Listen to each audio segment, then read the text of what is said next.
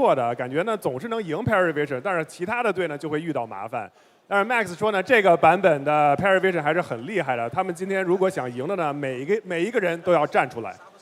And tell me this, Max, before you go into the game, what have you said to your team before going into this grand final? What were the words you left with them? Just enjoy the moment, enjoy this amazing crowd, and yeah, let's have fun. Max 刚刚跟队友说要相信彼此呀，享受当下，然后要享受这个非常 amazing 的观众。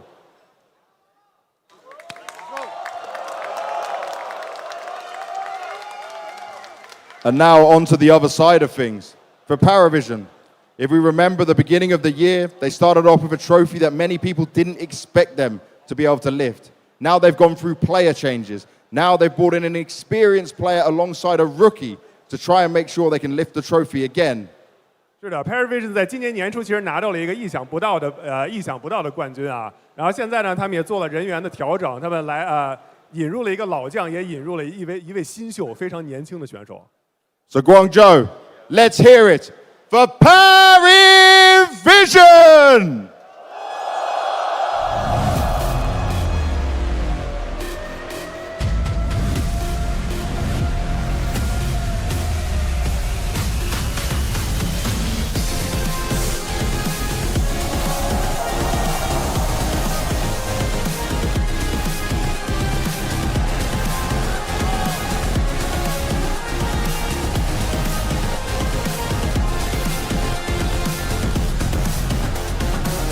欢迎来自俄罗斯 Parivision。James,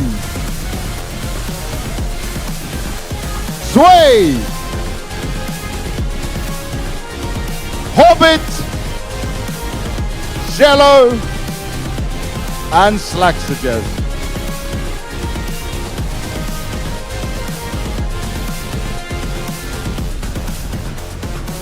The team can take their seats. Dastan, you're with us once again.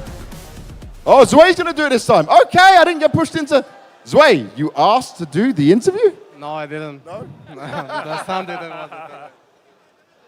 教练不想采访了，来紫薇说两句来。Zway, talk to me about what you've seen in improvement from this team since you started the event with not having much practice with two new players. What exactly are you noticing that's changed, that's got better to enable you to now be in the grand final? I think it just refreshed our mind, like player changes, and it refreshed our playstyle also. And I think it started easier for us than like last three championships, I would say. So I think it will continue today. 就我们现在有这个新的阵容呢，我们就是尽量去重置一下我们心态，然后重置一下我们的打法。我觉得我们呢确实还是越打越好的。就我们这次比赛打的比过去几个比赛打的感觉要容易一些。Now looking at this, right, you guys have had an up and down year. It started off so strong, you've had to go through all of these changes. When you're looking at this now and you're facing 9Z in a final, a team you've struggled against, do you feel confident that this team is ready with a map pool to potentially go 5? I think so. I think we prepared so much better than towards the previous games, and like we have a lot more potential to win this game than the previous ones against them. 是的，面对经常击败我们的9Z，我们觉得我们现在的这个准备战还是很不错的，尤其是我们有可能最后会打出5张图嘛，我觉得我们现在的图池也是 OK 的。And just tell me, what is it that you think is going to be the difference maker for you to ensure you can get this win and lift the trophy? If we just keep playing like we played yesterday in the versus BO3, I think we will win it easily. 我觉得如果我们的状态能像昨天一样，我们今天会轻松取胜。Let's give it up for Parivision and Zway.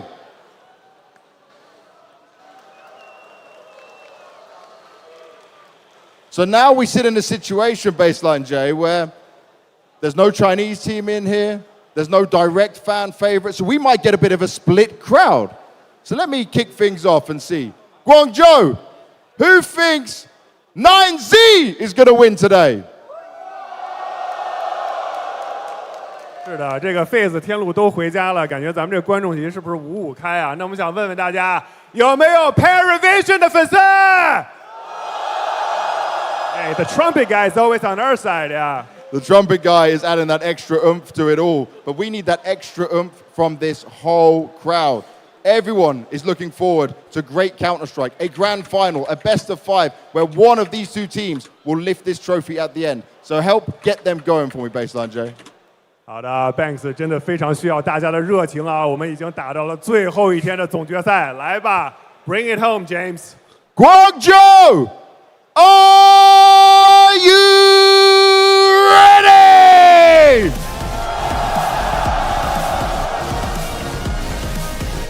There we go, ladies and gentlemen. We're certainly ready. It's the grand finals here at the XSC Pro League in China. I'm Anders, with me is Vince, and we're going to take you through this grand final. It's going to be awesome. We got 9C and Parivision. It's a brand new day. Everyone is refreshed, everyone is ready, and it's going to be a marathon match, a best of 5. So you know what you're doing for the rest of the day. Vince, how are you doing on this fine morning? I'm doing great, man. I've been resting my voice after yesterday's marathon of games, but keep in mind both these teams also went through that marathon themselves. So I'm hoping Parivision in particular, who finished incredibly late at night, I think it was like 2 a.m. or 2:30 a.m. local time, by the time they were done with their game, have had plenty of time to rest up and come back recuperated. But it's a best of 5, Anders, and one of the most interesting things for me personally is, where's the map pool going to come down? Because obviously you only have the opportunity to ban 2 maps overall, 1 map each. The big question for me is, do 9Z ban Cash or do they ban Anubis? Because Anubis is typically a map they don't play, but we also haven't seen them play Cash yet. Yeah, it'll be very, very interesting here. I mean, again, also with Parivision and their lack of success on Inferno, I don't think they're going to ban it out, but I'm just saying that there's another sort of landmine in the map pool for them. But you're right, like the difference between Cash and Anubis, I guess Nuke is also a map that Parivision aren't really playing, so it's a bit weird on their side. But the fact that it's a best of 5 just means you have to moderate your expectations. If you lose a map early on, then you can't get too, frustrated. I think this could be a very interesting day, and I really look forward to the video that's going to be coming up here because, it'll be fun to see. Overpass obviously out of the mix. Cash is in for this tournament, just in case you only joined us now. Which, if you did, shame on you. But I realize that most of you probably haven't been watching the whole way through because I see you spamming mad stuff in the chat. Somebody was telling me right off the bat of the day to not dye my beard to hide the gray hairs. So. That's a great welcome message. I appreciate it. You guys have been great fun so far, and we'll try and keep up the same kind of atmosphere and the same attitude throughout this one. It's been really fun doing this remotely, so and with you guys' help, I think we've ended up with actually a really, really fun tournament. Limited, I would say, tech issues for the playoffs as well. So overall, it's just been great here. Before we even get into it, Vince, with the veto, just a gut check. Like, what's your feeling? Who's going to be winning this? That's really tough, man. I can genuinely see this going all 5 maps. They kind of touched on it a little bit as well. I think Banks asked Max on stage, you've played against Parivision, albeit not against the full 5, but the core, and they've gone back and forth on multiple maps here. So I'd probably give the slight favor to Parivision purely off the experience that they have. Like, obviously Jame and Hobbit have been in grand finals before, they've played best of 5 grand finals before. Sure, the rest of the team is very inexperienced, but 9Z for me have looked very kind of, I don't want to say dodgy or iffy or even shaky, but I think that they're still finding their way through on these playoff games. This is still new territory to them. They've not been in a tournament like this, in the grand finals like this. Keep in mind that before they got this quarterfinal win early on in the tournament themselves, they'd lost the last 2 times they went to the playoffs. They lost against Magic at Astana earlier this year in the quarterfinals. Yeah. They'd lost against Furia in the quarterfinals of the major. So I think it would be an incredible achievement if they could take this finals, but this is where I'm looking at Jame and Hobbit to do a lot of the heavy lifting. Yeah, experience definitely is a big thing. We saw that yesterday in the game against FaZe where, James just kind of powered through and called his way and fragged his way through that last map, which is really incredible. We've got the veto right here in front of you. Nuke is out, Anubis is going to be out. So yeah, not surprising on Nuke, I suppose, and neither on Anubis. So Mirage, Inferno. And again, now it's just about the order. We've got 5 maps in this one, so and the order can make a big difference sometimes here. Like I would say, especially that Inferno pick here could be for 9C like an easy way to pick up an early map. I do expect them to win that one. And then we end on Cash, so we've got the new map that everyone loves right at the end. In terms of the theatrics and the dramatic effect, having Cash as the last map is absolutely epic. I agree with you, but do we get there? I think there's a good chance. I think it's kind of fortunate for 9Z, though, that they don't have to play earlier on, because even if Parivision have had their issues and their struggles on Cash, they're essentially 0-2 after losses to both Big and FaZe in this very event. They've at least had reps. They've at least had some improvements. I mean, we said it ourselves yesterday against FaZe. They look better than they did against Big. Whereas we have no idea what 9Z are going to bring to the table when it comes to Cash, because they simply haven't played it yet. And as I said before, the one kind of curiosity for me, we knew that Nuke was going to be getting banned out. That's just the map that Parivision don't play. Like, they're permaban. They haven't played it a single time. That was the answer. Like, would it be Anubis ban? Would it be Cash? We've got our answer, but at least 9Z don't have to play it until the last map of the series. So that for me is like, they've kind of gotten away with it, but not really, if that makes sense. No, I think it's a reasonable point. I mean, Parivision, just a few kind of official games like this where you're really getting tested and you get a chance to improve, and they already improved like a little bit on it on the T side especially. So having a little bit more experience, I think it could go a long way. That's something that we're gonna hopefully get to. I really want to see us land on that final map. So it's going to be much later in the day, of course, but an exciting day of Counter-Strike ahead of us here. Opening up on Mirage as well. That should be super fun.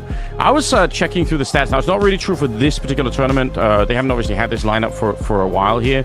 But if you go back the last 3 months, Mirage CT side for Jame is a crazy good map for him. And I really like Jame as an AWPer, so I'm not surprised that he's playing well, but I was shocked at how well he's playing. If I look at the stats here, for top in the world right now, AWPing CT side of Mirage in the top 20, the list is something like Wonderful, Jame, then Jaboan, admittedly with fewer rounds, and then Saiwu. You end up with Moon from Magic again, thinking about the opposition there, but still pretty impressive, right? And then you got Molodoi, Sampire, Shiro, and Monacy all the way down at 9. That's in the top 20, by the way, but Jame right behind Wonderful up there, so that could be a really early sort of power move there for the Parivision side as well, just having somebody like that. And I mean, the way that he played yesterday on Ancient in that final map against FaZe was truly spectacular, so I want to see more of that, and maybe that'll send them off nicely, Parivision, here at the start of the game. Yes, and I do think Mirage is actually a very important map, not just because it's up first, but because the second map is Inferno, which I believe will be very heavily in favor of 9Z. So if you want to make a case for Parivision, maybe like a 3-1 in this series, but Inferno will be a difficult one for them, as we have kicked off live into the grand finals on Mirage. Oh, hell yes. No kit. Always want to try and look at that in the pistol rounds, just in case that it becomes relevant later on. No real utility either for the CT side. It's all armor and then a set of dualies as well. Going to be Slaxijez tested early on, but the fact that he just spots them and doesn't go down is huge. They are bringing the rest of the troops back towards the A-bomb site and already sending out the early smoke wall. Double smoke, one towards the top of the stairs, one's towards the jungle position. They've left Max in a tough position. Is he going to get any help here? Waso Peak gets the first kill of the grand final, and then Max with the headshot right afterwards. This is looking good. All of a sudden, the defense tight for 9C. Only Jame remains, and it's a 1 versus 3. 9 bullets here. Definitely got to find a space to reload, but I don't know. He could walk away, to be honest, Vince. Again, he is one of the most enigmatic and elusive players in clutches like these, so it's low percentage, but I'm not going to count him out. Yeah, and he always plays at his own pace, but that pace is going to have to pick up with 22 seconds left. They're going to have a good idea as to this being a possibility. They're going to stick together.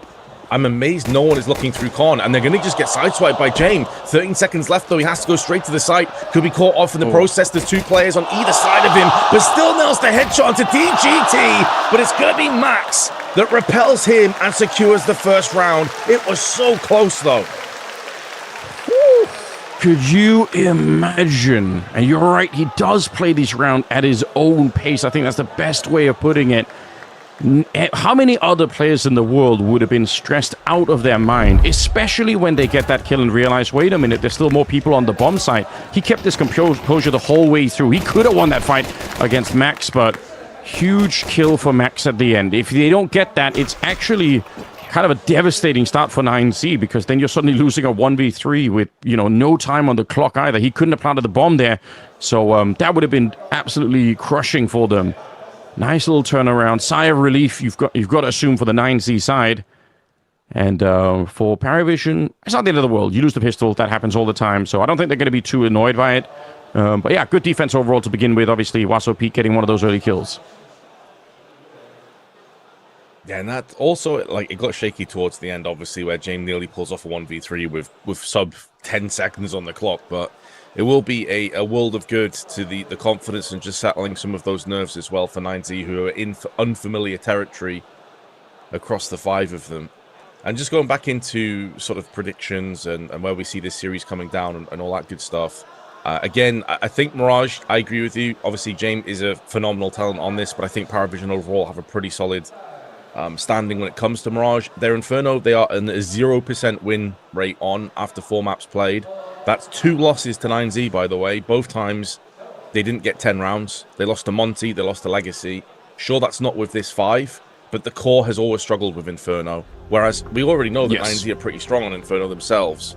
So I just can't see that map going the way of Parivision. The rest of them, though, I do think they've got a good chance of winning. So I think this is actually a really important map for 9Z to get at least close in. Even if they lose, just get close, build that confidence up. Yeah, I think that you're painting, I think, a very, very interesting picture of how this grand final could play itself out, right? So if 9Z can pull through and have a good start on this map and somehow come through with a victory on Mirage, which again, I agree is not a given, but if they do that, they're very likely to also be winning Inferno, which means they'd start the grand final with a 2-0, and even that wouldn't make them that safe, because then we go on to Dust 2 and Ancient.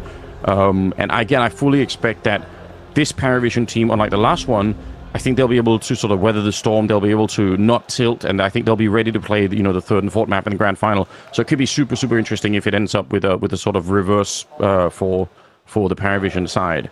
But I guess on the other side of it, right, if Parivision win this first Mirage map, then the pressure will be on 9Z, I think, suddenly. I agree, Inferno is very unlikely that I think they're going to be dropping that map 9C. It would be an interesting collapse if they do, but they really shouldn't. Getting back into this one as we quickly fix the tech issues. Appreciate that from the admin team down in China, sorting everything out. And unsurprisingly, with no bomb plant, it's not going to be that much here.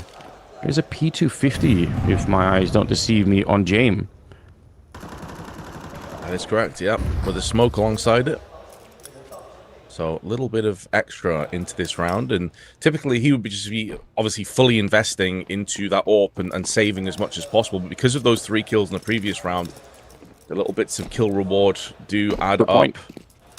So he is at least offering something. I would kind of like a flash thrown in as well, but I get it. Like he's calculating that AWP fund as close as possible. Yeah, he probably is. I mean, I feel like in terms of even getting onto the bomb site, a flash going to be more interesting than a smoke. So if I had to choose between one or the other in a round like this one, I would. But let's see what he could do. Not going to be questioning James all that much. Sway gets 1 kill here. It all counts. As we know by now, it all adds up. Hobbit was trying to sneak through the middle, but DGT is going to be able to catch him, and they will start to run on back. For the minute, there's nobody on the B bomb side, which is kind of weird. I don't think it's necessary for Max to be doing this. This almost feels like you're a little bit proactive in hunting for the kills. They've slowed it down, and they kind of have to, because if they keep running, then they will definitely give it away. And in the meantime, it's DGT that has moved over. But he is the one sort of player that's already tagged up. Still very hard to win the round or even get the bomb planted here. But yeah, unfortunately for Parivision, they missed the timing by a couple of seconds. I don't think it's their fault, really. Just a consequence of not being able to run in those B hallways. But you can sort of see that they had the right idea, and if they'd got the bomb down with the assistance of the smoke there, it could have been interesting. Yeah, it's just unlucky timing for Parivision, really. DGT had just rotated from the main site over onto the get right spot and was kind of submerged by the pillar. James didn't see it, jumped out, had a smoke, would have probably smoked the site, I'd imagine, to get that bomb plant in, but was never afforded that luxury. However, it is going to be rifles, and deciding to just pull the trigger here and go in for the AK instead couldn't afford the AWP even if they wanted it. And James not really one of those players I've noticed that plays the scout. A lot of AWPers like Jabone yesterday, if he doesn't get the AWP, he goes for the scout instantly. Not the case here for James, but he's gone down early doors. But it's going to be Parivision starting to make moves through on ramp. It's going to be very difficult, though. The crossfire is good, and the utility's on point additionally. Yeah, you're right. They've already taken a lot of damage behind this one. Cello trying to answer back, but they're stuck on top of each other by the Tetris position. Not exactly where you want to be. 3 versus 3. They've somehow kept it alive. They seemed like, I would say, almost a fumbled beginning to the round here for Parivision. Because you're right, Jane went down at the beginning. Oh, here comes the swing as well. Luchov, he senses the weakness. Only Slack suggests there's any real help to fight with here. We know he can fight, but not against Max this time.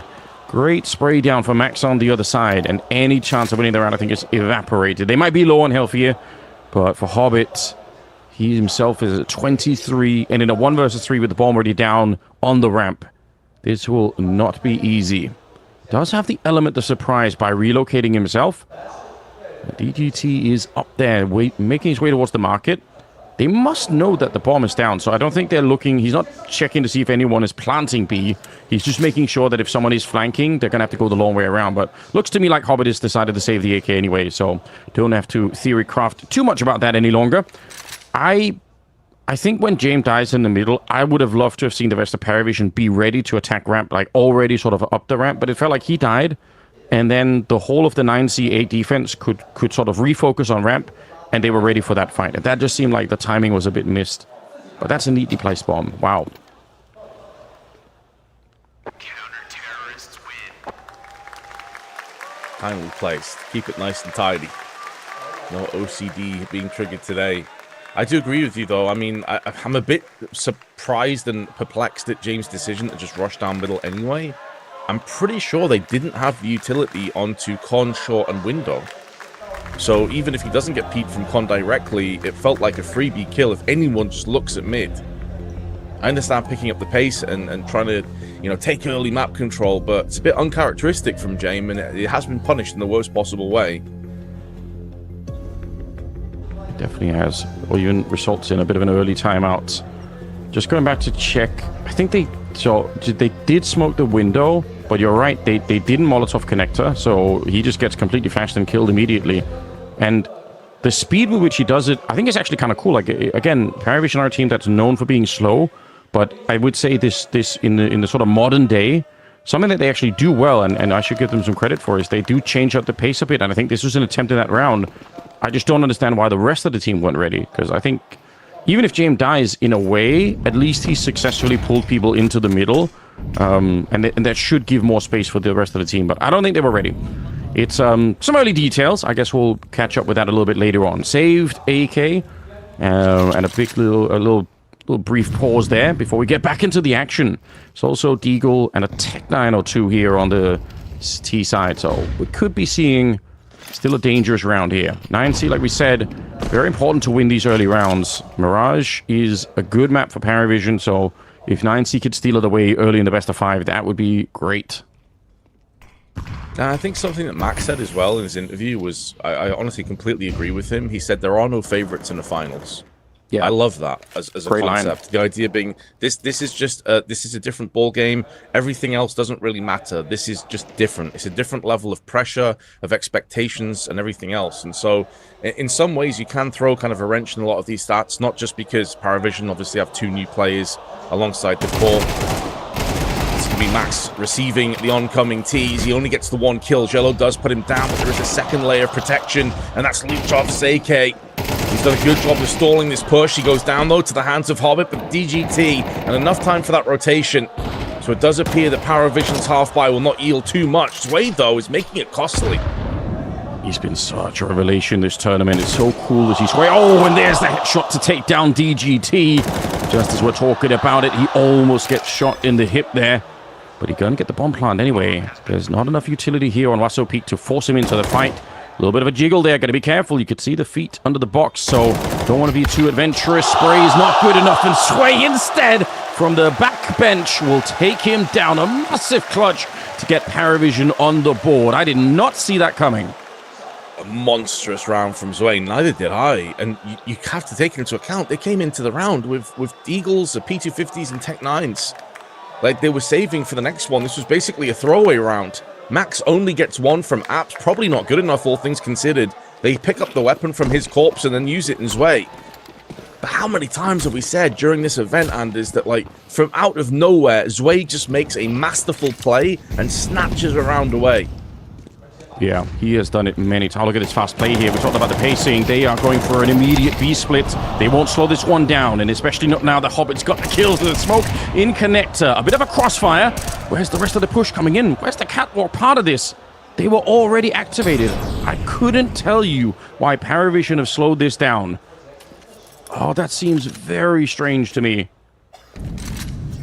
Hobbit and Cello, they even got the kill towards the middle, so I don't know why they were slowed down. Maybe I missed the detail there, but I think if they push in, then the crossfire that was set up to catch anyone coming out of B, it would have been blown open immediately.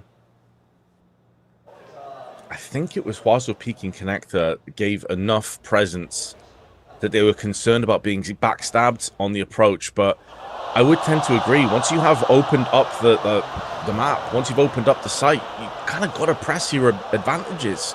I get that Parivision are a very careful team, but you can't overdo it. And now you put it into a position where time becomes a factor. Now they're going to go for the stack on B. It may end up backfiring. Oh, wow. Yeah, it absolutely does. Again, this is where James is such an elusive caller. I would say they failed the rush on that bomb site, but they've somehow still turned it into an absolutely brilliant call here. When 9C end up in a bit of a weird position. Mayan and DGT, both of them down. Oh, Hobbit, that first kill that goes his way. And then I thought there was going to be all over when they pull it back from that. Shui dies jumping into the bomb site, and then Cello and Slaxy just both drop that low. For just a second, I thought they had cancelled the round, but they simply walk onto the A bomb site. What a strange effect. I'm actually a little bit confused about this round. I think it is because of the low HP and the presence that was still being shown from connector side and also jungle that kind of put them off just a little bit. And it's worked out for them. It wasn't the smoothest ride, but they still trend into getting the round themselves. And I find myself once again pointing out that Mayan has had a rough start to this map. 0-4, 20 ADR. And he has had the AWP a couple of times. So that's another factor. Like, we know James is going to be consistent. Even on a bad day, he's still going to be doing a lot of work for Parivision. Can Mayan deal with the pressure of the grand finals? Because 9Z will need him today. Yeah. When he's good, and he really has been in some of these games, it's amazing to watch. But we've definitely also seen him disappear slightly, and you're right, at this point in time, that's not what you want to be seeing. DGT decides he wants to go and investigate. They did blow open the smoke, but nobody was there. It's an early sort of three-way mid-control attempt here for 9C, which I really enjoy, but he can't keep it forever. And Parivision, again, normally their default's quite far back, quite slow. So catching them early on in top mid like this is not necessarily easy. They actually will stick around, I see. I kind of like this. It's also kind of risky, but they're pushing up towards top mid even further. So they don't actually fall back, like I said. DGT is there with them as well, but it's Luchov. Easy pick-off on Hobbit. Very well played. Yeah, it's a huge pick, isn't it? Hobbit's had a lot of impact so far, but Luchov with that FAMAS. Laying it out just shy of a minute on the clock, and now Parivision slowly maneuvering their way over onto A. They have the forward position of Slaxy Jez hiding behind the Smoking Palace. I've mentioned that Main's yet to get off the mark. The same could be said for Slaxy Jez. A huge talent and prospect for Parivision. A young gun. All four of them now making moves, Anders, and there isn't a huge amount of defense, but they are trading over 2 players. The CTs will have 4 players on A soon. Yeah, because Max is pushing out of the B hallway, so they have the information they need. This should be their round every time. 20 seconds, a 4-man stack at the A bomb site. Luchov, Wasso peek, and then Mayan to join in, leaving James to just slowly walk away. I know there are going to be James time memes in the chat, but what on earth do you expect him to do in a moment like this? Very interesting, but I think this is a round where if you if you had to say anything, this shows that when you lose that map control over in the B hallways, and that's Max taking that risk walking in, suddenly the CTs can make great decisions on the rotations, and that's what we saw here. Yeah, and again, you could maybe put part of that decision-making into the fact that Parivision have been so very slow on their decision-making elements. Like, they've had aggressive rounds, but you go back to the previous one that you were a little bit shook over, where they're taking B, then they pull the plug, they go back to A. If you're 9Z, if you're Max right now, and you're realizing, okay, Parivision are really trying to play a lot of mind games, they're playing this one slowly, they're taking every second on their time, then it allows you to go for some more of those plays, like Max pushing and getting that intel, and stacking 4 players on the A side. Yeah, I mean, it's both one of the more interesting things, and also sometimes it seems to be like a little bit of a curse of the team. Like, that slow approach and the ability to do the mid-rounding and late rounding very, very well. It can backfire, but I mean, we've seen many times how powerful it could be. So part of me, I don't really want to talk Jame out of it. I used to complain more about it in the past about, you know, Parivision being slow, but I am actually kind of enthralled by how good he is at figuring out things. But yeah, there are going to be rounds like that last one where ultimately they get punished a bit. And I guess for 9C as well, you could give them credit and put it the other way and say the fact that they go and find the map info is so good because it does allow them to do things like this. And that could be them understanding that, yeah, Parivision are going to be slow. We're going to need information at some point in the round. And yeah, Max couldn't have found a better time for it. Missed shot there early on from Jame. Not necessarily easy when the nades are landing in your face. Pivotal round here. We've got 4 AKs and an AWP, sometimes called a Royal Flush here on the 9C side. CT side doesn't get any better than this. Yeah, this is really important for Parivision. They need to win this round to get those AKs away and to stop the economy for the CTs. Yeah, this feels like a fulcrum point, really, to kick off the grand finals. And to go back to that point about, you know, Parivision sometimes getting a bit predictable, I think it's all about balance. And it's something that Jame has definitely got better at. We saw this yesterday against FaZe, especially on Ancient. Yeah. When it got to OT, I feel like he really did up his game individually. And you can make arguments that FaZe were their own worst enemies, and I wouldn't necessarily disagree. It was super late. There's a lot of reasons and excuses, but it did go to both teams. But Parivision at some point need to make 9Z respect the idea that they can pick up the pace. And once again, we're down to 25 seconds, and the first kill comes through, but it's towards the CTs. They've got 2 of them, and now it's a 3rd, and things have just gone horribly wrong. Yeah, they don't have any time. The bomb committed to the ramp already. They wanted to get 3 people out of the palace. But again, 9C are actually proactive. It's not a huge move this time, like Max pushing the B hallways, but they flashed their way into A ramp, which means, again, they're a little bit further forward here.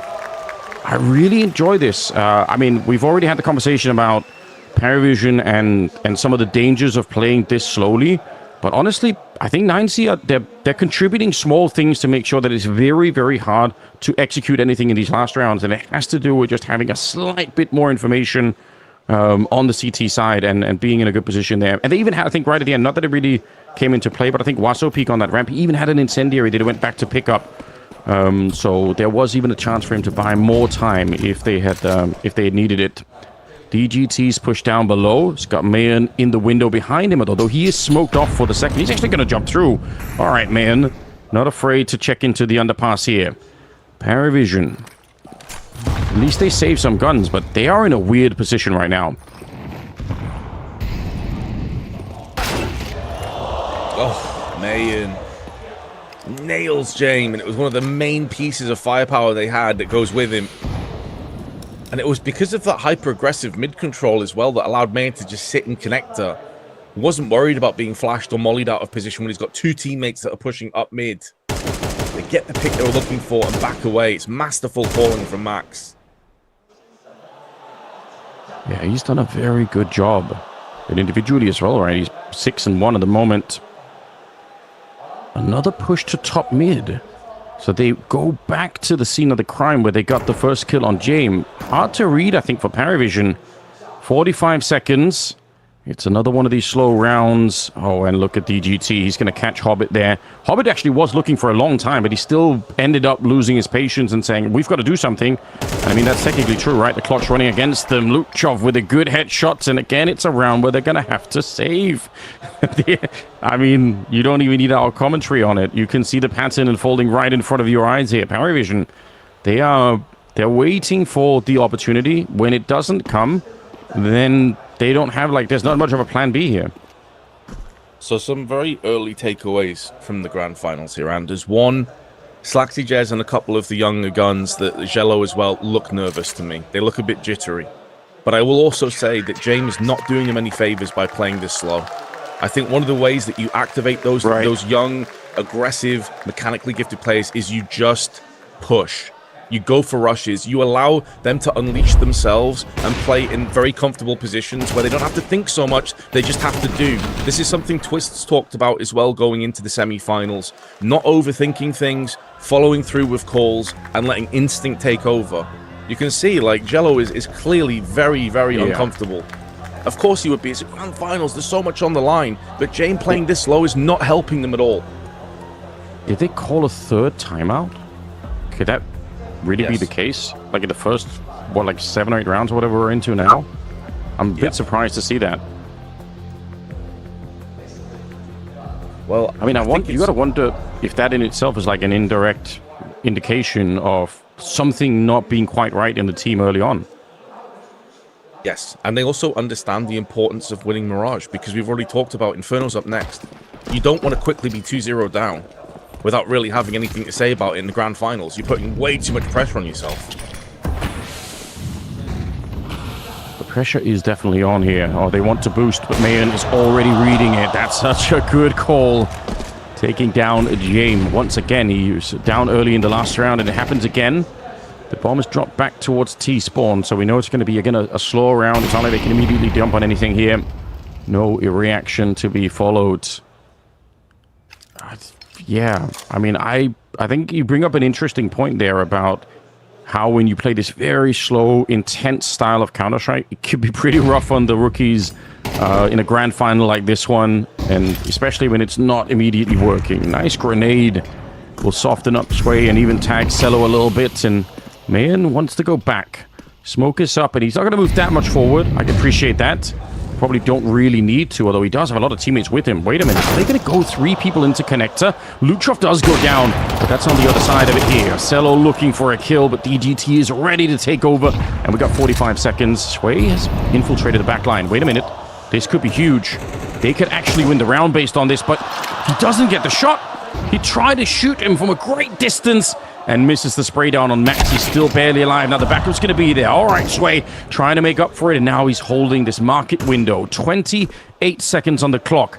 They're going to smoke off towards short, and a nade not going to kill him. We'll get the bomb plant here, but DGT is out on the other side, and Slaxy Jez, he couldn't get that kill either, so the retake is on.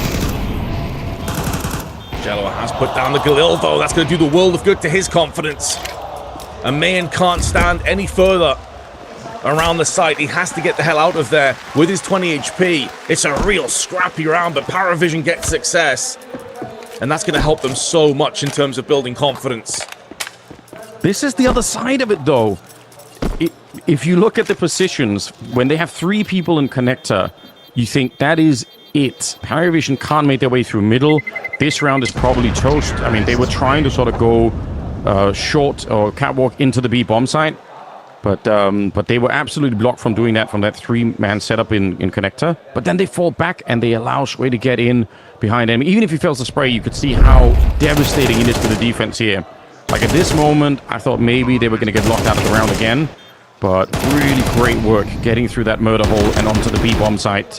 And obviously even better work following it up there, Cello with the Galil. So 6-3. And again, those late rounds for Parivision, I mean, they can fall apart, or they can be really cool. 9Z have been very strong and solid so far, but making a couple of mistakes in the last round has cost them dearly. I was also going to say, there's always 2 sides to every story. Yes, Parivision have had their issues, but 9Z have been impressively stoic and calm. But more important, efficient with punishing these mistakes. That's the last time. That's the first time Parivision we've seen a bit of a crack in that. You could maybe argue that Zwei clutch, but I honestly think that was just Zwei having fantastic aim. Sometimes you have to tip your hat and say fair enough. True, yeah. But 9C, apart from being calm and stoic, they're also rich, so losing the guns last round, not a big deal. 7,000 as a bank on Mayan is also pretty important here.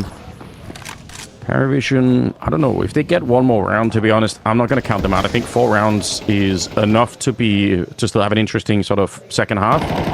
But they can do better than that, obviously, especially with Hobbit getting a kill like that through the smoke. DGT might have walked straight into that bullet. I don't think Hobbit actually saw him, but he was testing the smoke at the perfect time. And now they want to recommit. It's going to be a 3-way split onto the A-bomb site. So Palace, Ramp, and Connector. And there are 3 people here.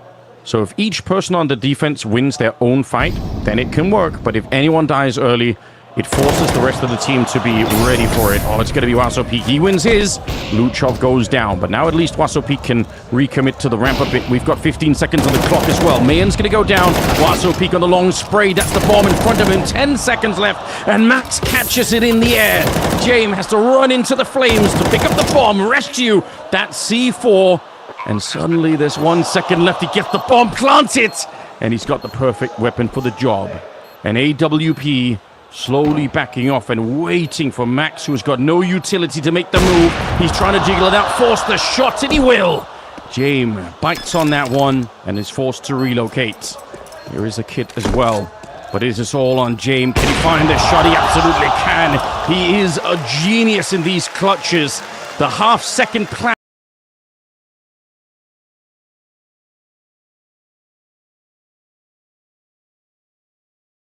And then the 1v1 clutch at the end.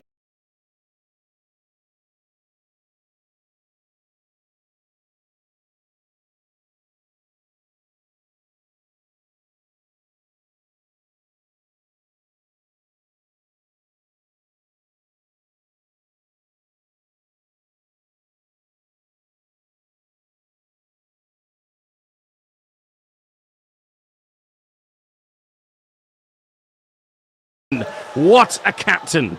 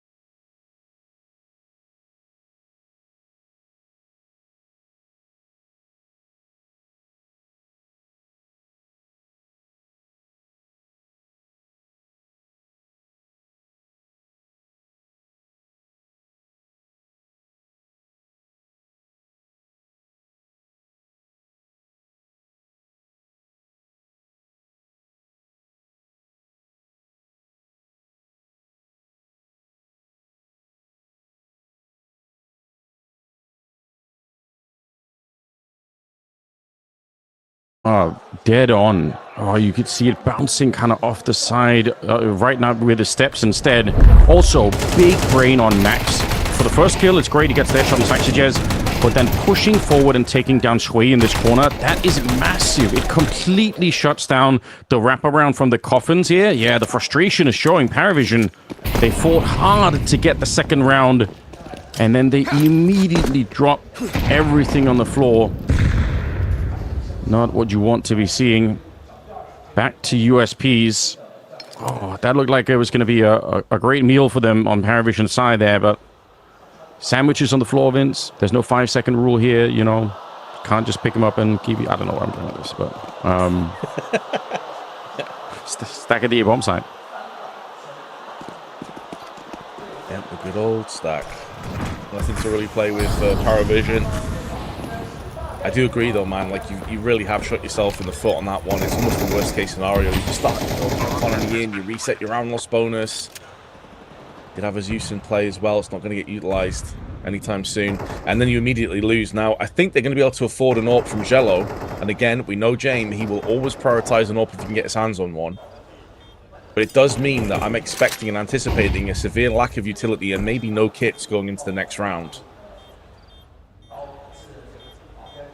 The lack of utility is kind of disastrous on Inferno. I mean, it is a map that is, I think, primarily known for CT side utility.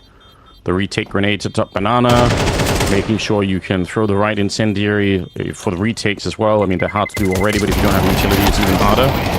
Okay, the bomb, claim 1, assisted by some nice USP bullets. I don't know. No, there's nothing I think Parivision could have done in this round, so not really worth talking about. But it will be a 3-1 scoreline here. And let's see how Parivision do if they can manufacture something. Again, this is a map that we already expect them to have a bit of a hard time on. And the fact that they fail after winning the second round, I just feel like it's gonna take some of the wind out of their sails. They do go for the AWP drop. It means Jello's got a smoke. Typically, one of those players you're looking at to have impact, and MP9 for Hobbit, that's allowing him to have a kit at least. There's not much in terms of the utility front, is there? And they've already expended a fair chunk of it early doors. Look at DGT, how aggressive he is into balcony straight away. Yeah, and Lutrop as well at top banana. He pushed through the smoke there, so on all fronts, 9C are trying to be a step ahead and catch Parivision off guard. And I don't know if that's a sign of the confidence or if it's part of the game plan coming into this, saying, let's just see if we can run them down. Jame with the AWP, in position. You miss a shot here, you're going to die 100% of the time. And the boost up on the other side, this actually could be devastating. Oh, but he's so smart. Maximum awareness out of Jame. I did not think he was going to be able to peek that.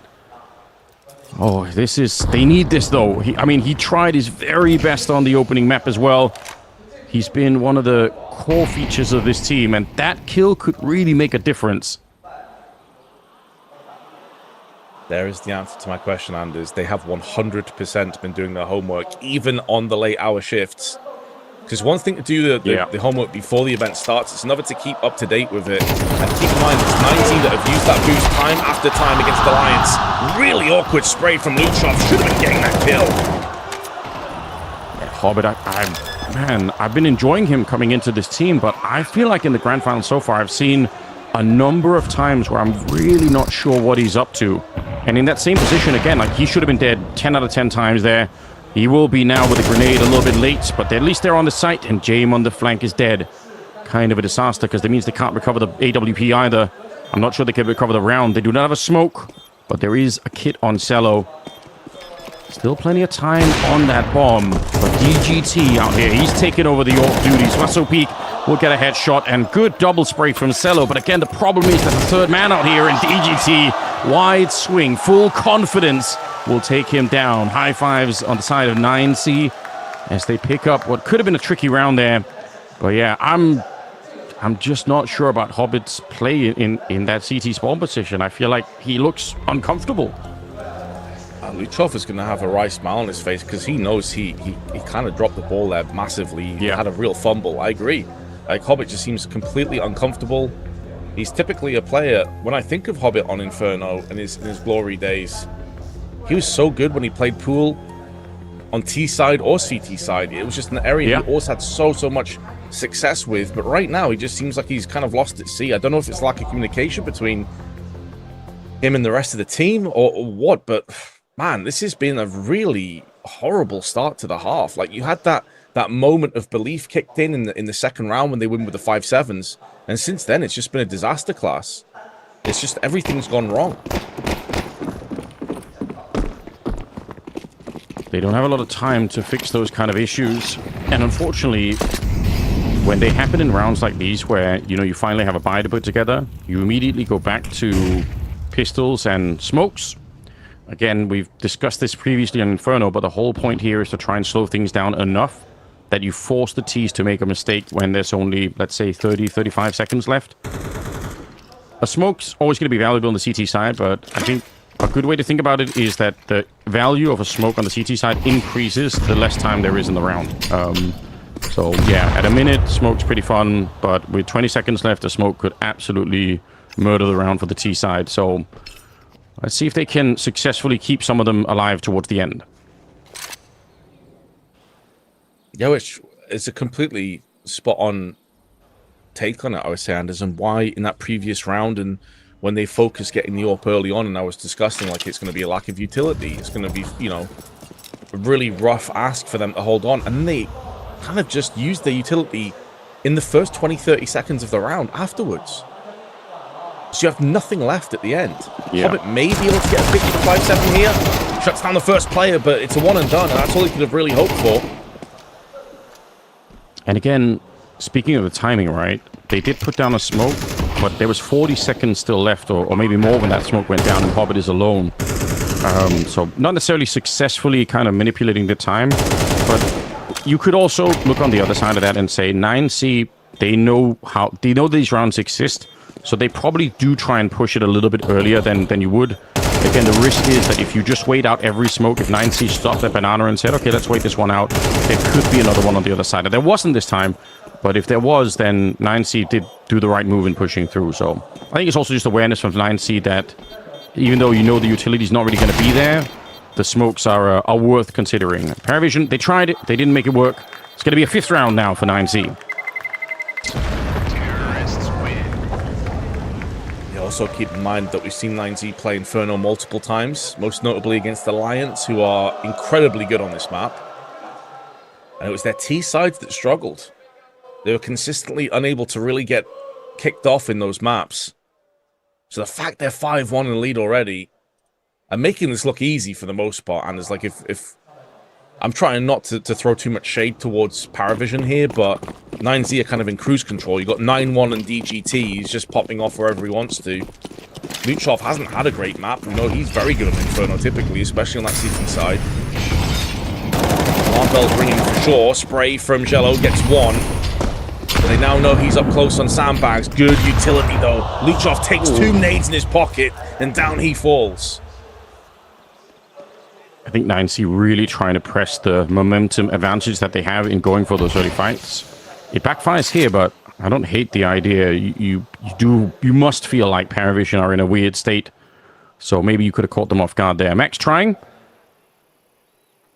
Yeah, and I don't think anyone could say that you're throwing too much shade at Parivision. Like, on the other hand, it would be a bit delusional to pretend like this is just fine and you know, and there aren't any issues here on Inferno. Definitely been the case so far, but this is a round that they simply must win. Like, you got the 5-on-3, you haven't really taken any significant damage. Cello maybe a little bit here.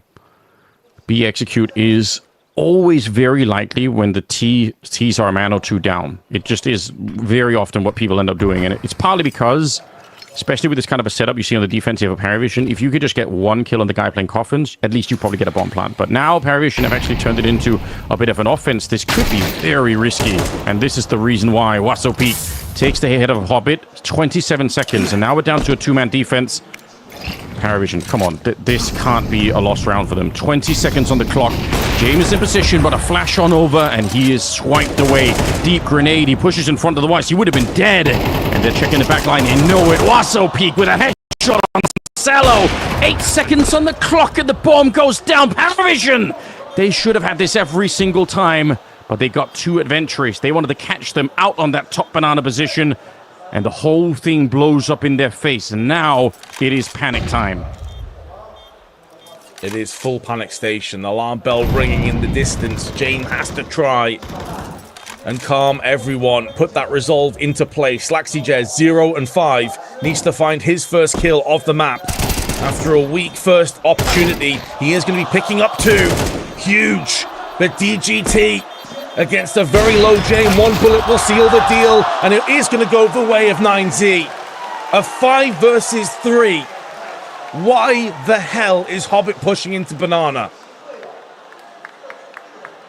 That is a question for the ages. We're gonna have to launch a full-on investigation, possibly get the United Nations involved to try and see if they can put down some sort of, Security Council resolution to stop Hobbit from doing this. I couldn't tell you. I don't have the answers. I'm just a yapper, Vince. I'm just yapping, and I really don't know what happened. Do you know, Anders, to me, it just absolutely reeks of desperation. You're in a 5 versus 3. You're pushing a smoke into Banana just to see where the enemy team is to try and catch them off guard. Do you have no confidence in the ability of your teammates to win a 5v3 round? Everything was in your favor. Everything you could have asked for. And you just threw it away for absolutely no reason whatsoever. Well, 6-1 is the scoreline. That's the kind of play that it really is head-scratching. Like, we all understand the upside, sure. Like, it's unlikely that someone's going to be pushing through that smoke. So you could catch 9C with their pants down, so to speak. That's great, but there's this risk-reward calculation that you want to be doing most of the time. And the risk is you might end up losing the 5v3. The reward is you even further secure a round that's probably like 95% won. So is that really worth like the extra 5% there to try and get a kill and get it to 100? Probably not. It left Hobbit alone on this side of the map. He has got a smoke and possibly some more utility on the ground somewhere. You got to hope that that's the case. Otherwise, with 50 seconds, 1 smoke is not that much. And then they 4-man stack the A-bomb site. It's a very common setup. 4-1 splits. They want to test Hobbit again, and why not? He's alone. Completely, forever alone. That goes to show the amount of respect that James still has for Hobbit, though, to be fair. Like, trying to desperately crowbar a positive into this. You'd have understood if they said, right, screw this, we're switching it up, Hobbit, you're going on A. Someone else goes B. Spray through is decent. Wasapeak dropped down to 1 HP, 20 seconds on the clock. It's more than enough time, considering it is a 1 versus 5 to get the bomb planted. It's going to be a save, yeah, 100%. I don't know if Hobbit will be allowed to get out of it. Nope. Luke Chov nails him through the smoke, so he's the sacrificial lamb one more time. And his face died for this? Seriously? Ooh, yeah, that's another good point, isn't it? I mean, you can't take that away from Parivision, right? They did play an absolutely sick semi-final, but they've come into today looking different. Not quite the same attitude, not quite the same impact. And I don't know if it's Parivision or if it's 9C just being very well prepped and having the upper hand in terms of the mental game right now. The save here on the side, I don't necessarily hate it. I know people are going to meme about it, but again, it's not an unusual pick to say, we hope that the stack works. If it doesn't, then, what could we do? But given where the game is at the moment here, we're talking about the first half of Inferno here. T-sides can be good, but a 7-1 lead is still really overpowering, yeah. Looking a little bit dejected is Hobbit. Understandably, it's been a real rough map for him thus far, hasn't it? It's not been all his fault. He's not helped himself much, but it's been a collective failure, I think it's safe to say, for Parivision. And we kind of expected it. We did talk about Inferno not being a good map for Parivision recently. We didn't know if Hobbit and Slaxyjez was going to be the injection of success that they so desperately required on this map, but we did expect this would go the way of 9Z. I didn't expect it to be this one-sided, though. I'll be real. I thought we'd see more of a fight. Oh, there you go. Okay. Like to see that. Luchov, though, he is going to be playing Banana when they switch to the CT side, and he is one of the best Banana players in the world right now. So, scary to consider, given how Parivision are doing at the moment. But yeah, the double nade back there. Nice little gift. Max out of the round. Yeah, Max is yelling here. He's been great, must say. Cello goes down. It's Wasso Peak beating the timing. He just put down the smoke there to try and hold them back. The bomb is further back. It's a bit weird. They have the bomb site, but not the bomb. Yep, going to be retrieving that now. However, that smoke on CT is going to start to fade. They do have extra surplus utility, though, to deal with that problem. Will be right in front of Zway's face. I mean, I'll get into that point as well, where Parivision, like, I understand you want to save. I understand it's the percentage play. You're running out of rounds. At some point, you're going to have to start to try and use something. Because if you go through to this next half, like 10-2, 11-1 down, it's basically over. It does feel that way, doesn't it? Like, yeah, you're going to have the economy. You're just not going to have any rounds. I love the fact as well that they're so chilled out, 9C, that getting the bomb site and then having to spend like 15 seconds running back to pick up the bomb, they just have enough utility to just redeploy all the smokes and just do it again. Like, then there's no stress, there's no pressure. That, in a different world, that could have been a round where actually forgetting the bomb back there could cost you something, you know, a lot more. The CTs get into position, like everyone's rotated over, they're ready to catch you as you're jumping across or shooting through the smoke or any number of things. But none of that was happening. We got some fans. I saw, yeah, Mayan's shirt there as well. Wasso Peak, possibly family or something related. But regardless, they've got support. And they've got their the owner down in front, which is pretty cool as well. And they must be happy right now. 8-1 in favor of 9C. Second map of the grand finals here. Hasn't been much to talk about on the Parivision side. I mean, yeah, it is fun to see Max kind of put together these rounds. His calling, I think, has been amazing. DDT's rifling has been, I would say, serviceable. He's at 11-1 wins. Yeah, he's having a great game, isn't he? Had a lot of big rounds as well over on Mirage. After a pretty lackluster event overall by his very high standards. Has to be mentioned, I think I said this yesterday, he's like 0.15 below his average over the last 6 months at this event. So this is one hell of a time for him to show us truly what he is capable of doing. And we've been focusing a lot on the negatives of Parivision, and I think that's fair. You know, we've got to give criticism where we see it. I do want to shine a lot of praise on 9Z, though, because I have my doubts if they would be able to mentally withstand this grand finals. Again, their run in playoffs has been pretty poor up until this event. But credit to them, they look so comfortable. They look like they've done this many, many times over. Look at the call as well. They've bullied them on B so much that now Parivision put 3 people at the B bomb site. And, oh wait, are they going to turn it into a split? They might turn it into a B split. I was going to say they might hit the A bomb site because it looked like it, but this feels more like they could be splitting through CT spawn with 30 seconds left. Jame, really great timing on the shot on Wasso Peak, but are Parivision ready? This can be a hard strat to stop on the CT side, because you have to do so many calls to figure out where the T's are actually coming from. 20 seconds on the clock. Smoke going down again, and Slaxy Jez, that spray should seal the deal. The bomb is on the wrong side of the smoke. Luchov, strong headshot on Hobbit, but again, 10 seconds. The bomb is making its way down, and Mayan, he had no chance to clear every corner. It's a really elaborate strategy, and even though this is now a 2-on-4 and the round is over, I want to say 9C could have won this round in a number of different ways, so pretty scary nonetheless. Trying to overcomplicate it, perhaps, to a degree. Yeah, maybe, but you know what? I'm not gonna. I feel like Max he's been doing great work here. But you're probably right. Like, this is one of those moments where the strat does become a little bit elaborate. If they would have gone straight back to A, that would have been, he would have been in their mind. If they stack B and then he hits the other bomb site, that would have been fun to see. That was a good shot landed from James as well, though. That definitely helped matters. So I'd give a bit of credit across to Parivision. James gets aggressive. There's a smoke down there, and he's going to have to back away. I do definitely resonate with your point, though, that because they've conditioned and constantly hammered and peppered over on the B side, you're seeing early presence again. 3 players strong on B. They do not have confidence on this whatsoever, and now they're going to be making moves from on middle. And they're doing it so fast here. Again, hitting that short side like we've been discussing quite a bit. James, though, with the flick, he is alone. Smoke is going off towards library, which I don't think anyone knows in CT spawn. There's already someone here. Yeah, they're running with the knives out. That's because of that library smoke. Nobody saw that coming. Slaxyjaz and Hobbit, 2 versus 2. As Slaxyjaz gets a kill, Hobbit waiting for his teammate to get there. The bomb is much delayed once again. But it feels like that's just how 9C like to roll at the moment. They're not in a hurry to get the bombs planted.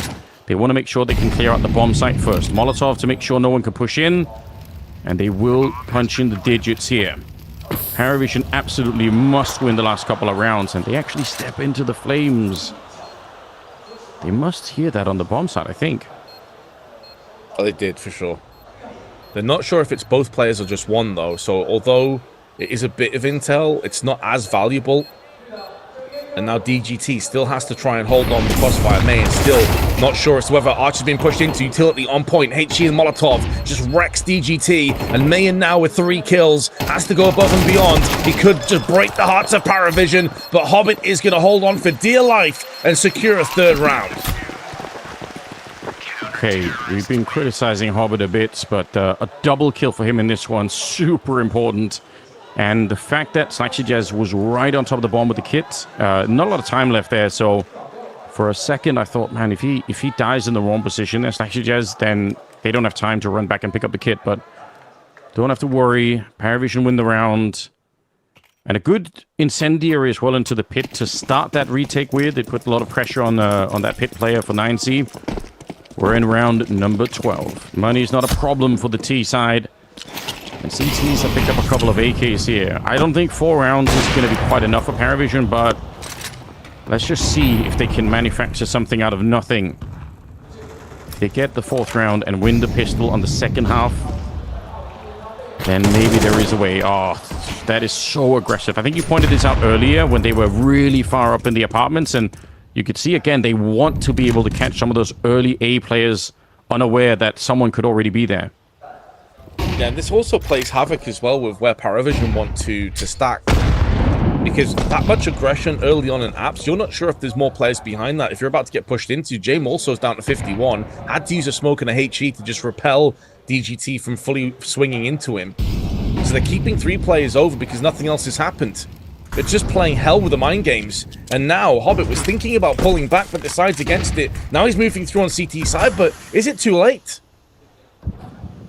He might just get there in time. And actually, you're right. It is a good road. Oh, wait. He second-guessed himself. He's now started to run back a little bit further as they turn the corner. It's Wassopeak going down to Sway's grenade. Assisted by James doing some earlier damage. 30 seconds on the clock here. Strong headshot. And now, yeah, you can fall back into the pit. All the pressure on 9C. They already have a lot of rounds, but why not get a 9th if you can? DGT takes one of them down, but with 20 seconds, Parivision should have in the bag. That's an absolutely wild flick from Luchov. How did he spin around on this one? But it does leave one player with 11 health left here.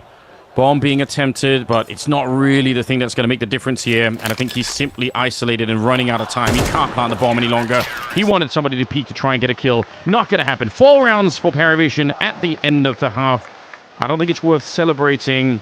And what's really frustrating to think about is the fact that they won that 2nd round and then threw away the 3rd. If they hadn't done that, those 4 rounds maybe could have been, you know, I want to say all the way up to maybe like 6 or 7 rounds or something in the first half. It would have been very different.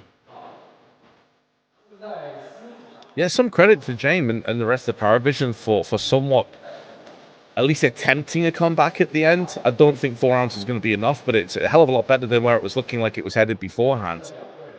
Making those adjustments, stacking 3 players early on B, getting the grenades down early, and forcing Max to prioritize A just a little bit more, which didn't really work out that much when you think about it. Even with some early aggression from DGT, there's at least a lifeline. There is a way that they can maybe start to get back into this. See, 2nd pistol is going to be of the utmost importance.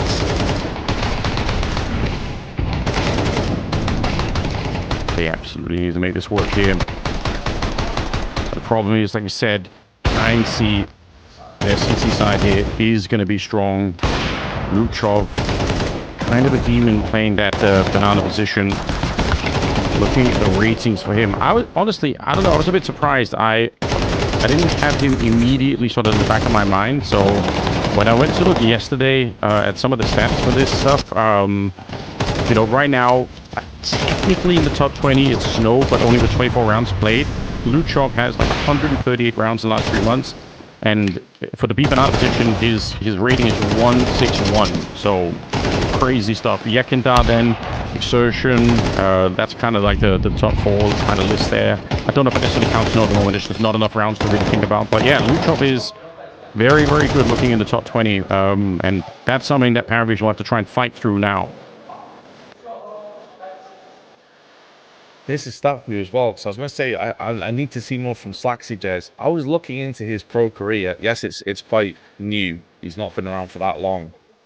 He's only got 2 previous pro games on Inferno in record. Oh, wow. And his last one was back in November of last year. That's an uphill battle to have, right? You don't have the confidence, you don't have all the protocols down, you don't have like that fluidity that you can sometimes get when you're so used to playing a position and your teammates next to you, like you understand what you're doing. So that is a bit of a struggle here. Let's see how this one plays out. 15 seconds left before we get into the second half. Second map here, the Grand Finals in China. It's the XSE Pro League. If you are just joining us, then a big welcome. Shout out to you guys. Some of you have been with us the whole way through. It's been a really long tournament with a bit of a break between the group stage and the playoffs. And it's been fun, honestly. We've had some very cool matches. We got to see Cash a couple of times. Cash is also the 5th map in this series, assuming that we can get there, which at this stage, we're only going to really be able to do if Parivision start to wake up and start to get some of these players online a little bit more. Second half is live. And 9C, if they win this pistol, I can't see them giving up Inferno. So all of this is on Parivision. Celo's jumping while getting flashed into the fight here. Counter grenade comes out, and the bomb, though, is on the other side. Parivision, they look to be faking this out a little bit. Trying to draw away a couple of rotations, and so far it's been successful. Luchov and Max making moves away. It's leaving DGT alone. I mean, I say that he is basically a one-man army this match. 13 kills to his name. Head and shoulders above everyone else on the server. Now Parivision slowly maneuvering their way into Boiler. This smoke is going to give away the plan for the time being, at least, as the smoke goes through into arches and brackets. Now they're going to be pushing short, but there's multiple players here. What a shot from Max! It keeps it going as well. You're right. Catches him in the air and then shuts down Hobbit. They want to wrap around. They want to almost do what 9C themselves did on the T side. But they have been running into a bit of a wall here on the defense. Max can't find another one, and somehow, someway, Parivision fought their way back in the round. But now DGT has shown up, and like you said, he has been a monster so far. Just runs down Jame. No hostages being taken here, and he's on the bomb. It's a 10-second defuse, but Sway can't know that. He has to eventually go and peek it. Oh, he actually comes back on the defuse, and Sway's going to be walking in slow but sure. Cue the Jaws theme as he gets a quad kill, Sway, and gets the pistol for the Parivision team. I understand he's got 10 seconds. I'm really surprised he decided to stick it that time, though, the 3rd time of asking. It's very, very odd to me, and it is unbelievable, by the way, that Parivision have fought their way back into this round after Max gave them every single advantage they could have hoped for. 2 quick-fire frags on the approach, and they still lose. So Parivision discussing again how he looked lost at sea, completely marooned. Hobbit looked like he wanted to be anywhere but here. Well, now they've got a real opportunity to close the gap, to close the noose, and more importantly than that, get into this best-of-5 grand finals. They are 1-0 down already, and they lost their choice of Mirage.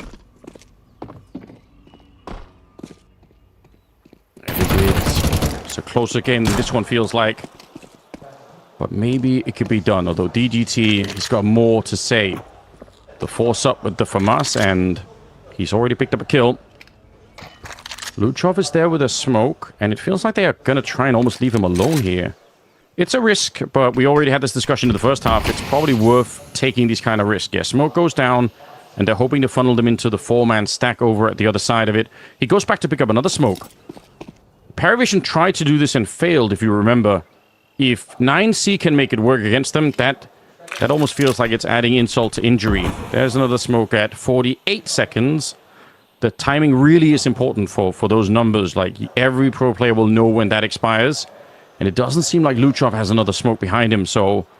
they're bringing back DDT. Okay, so timing there to try and get another player back in there. It makes sense. They're also pushing down middle, Vince. Wait a minute. This could be a nightmare. 25 seconds. They're running in there, but the flank is going to be quick. And as a result, the kills on the bomb side have to be just as quick. Cello does get one. Max almost shooting him in the back. I think that's Jame on the other side with a Mac 10. The bomb is planted, and I think they might have dodged a bullet on this one. Parivision, they were about to get shot in the back, and James steps it up, flashed in by Sway.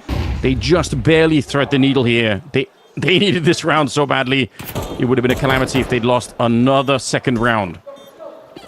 Oh man, I gotta feel bad. I think it was Main that was stood behind Max, and he was spraying at Max and just hit a stray bullet on Main around the corner straight in the head. Didn't even have a chance to do anything. And now under heavy duress, but will deny another weapon away. And Huazo Peak on 26 health may not be long for this world either. Zway's in hot pursuit. He can sense that weakness. Timing though is going to be against it, but he still gets the kill all the same as Huazo Peak whiffs out on his spray. There will be no survivors. And you wouldn't know it from Zoe's reaction, but Parivision starting to mount a bit of a comeback. There was a question, who is the IGL of 9Z? That would be Max. He might unfairly be one of those people that I just kind of forget about when you're talking about like IGLing, but this tournament is... I'm going to try and do a better job of remembering this in the future. I feel like he's called a really, really good tournament in a number of moments. Maybe especially in this grand final, it's been cool to see. 8-6, round number 15. Limited funds, couple of grenades, couple of upgraded pistols, but Parivision, I mean, starting to roll something forward.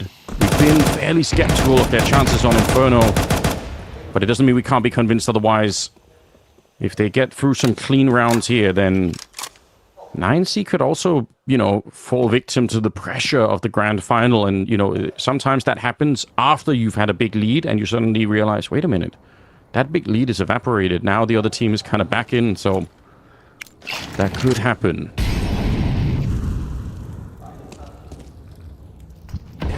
Factors into what I was talking before about it almost being like a roller coaster in a best of 5, and you have to ride the highs and the lows. It's very unlikely that one team is going to stay at their A game, all guns blazing the entire series through. So you just have to try and stand as long as you can and assume that eventually things will start to go in your favor a little bit more. And that's the position that Parivision are in now. It's so important, though, that when you do have that momentary opportunity, that you take it with both hands. And you don't let these chances slip. Molly down now onto the side, 25 seconds, getting aggressive is Max, but he gets punished for his troubles. Another player in Shadow, surely going to check this, and even if they didn't, Mayan only had a USP. He had a 5-7, it could have got interesting. But Parivision successful again, 3 rounds in a row.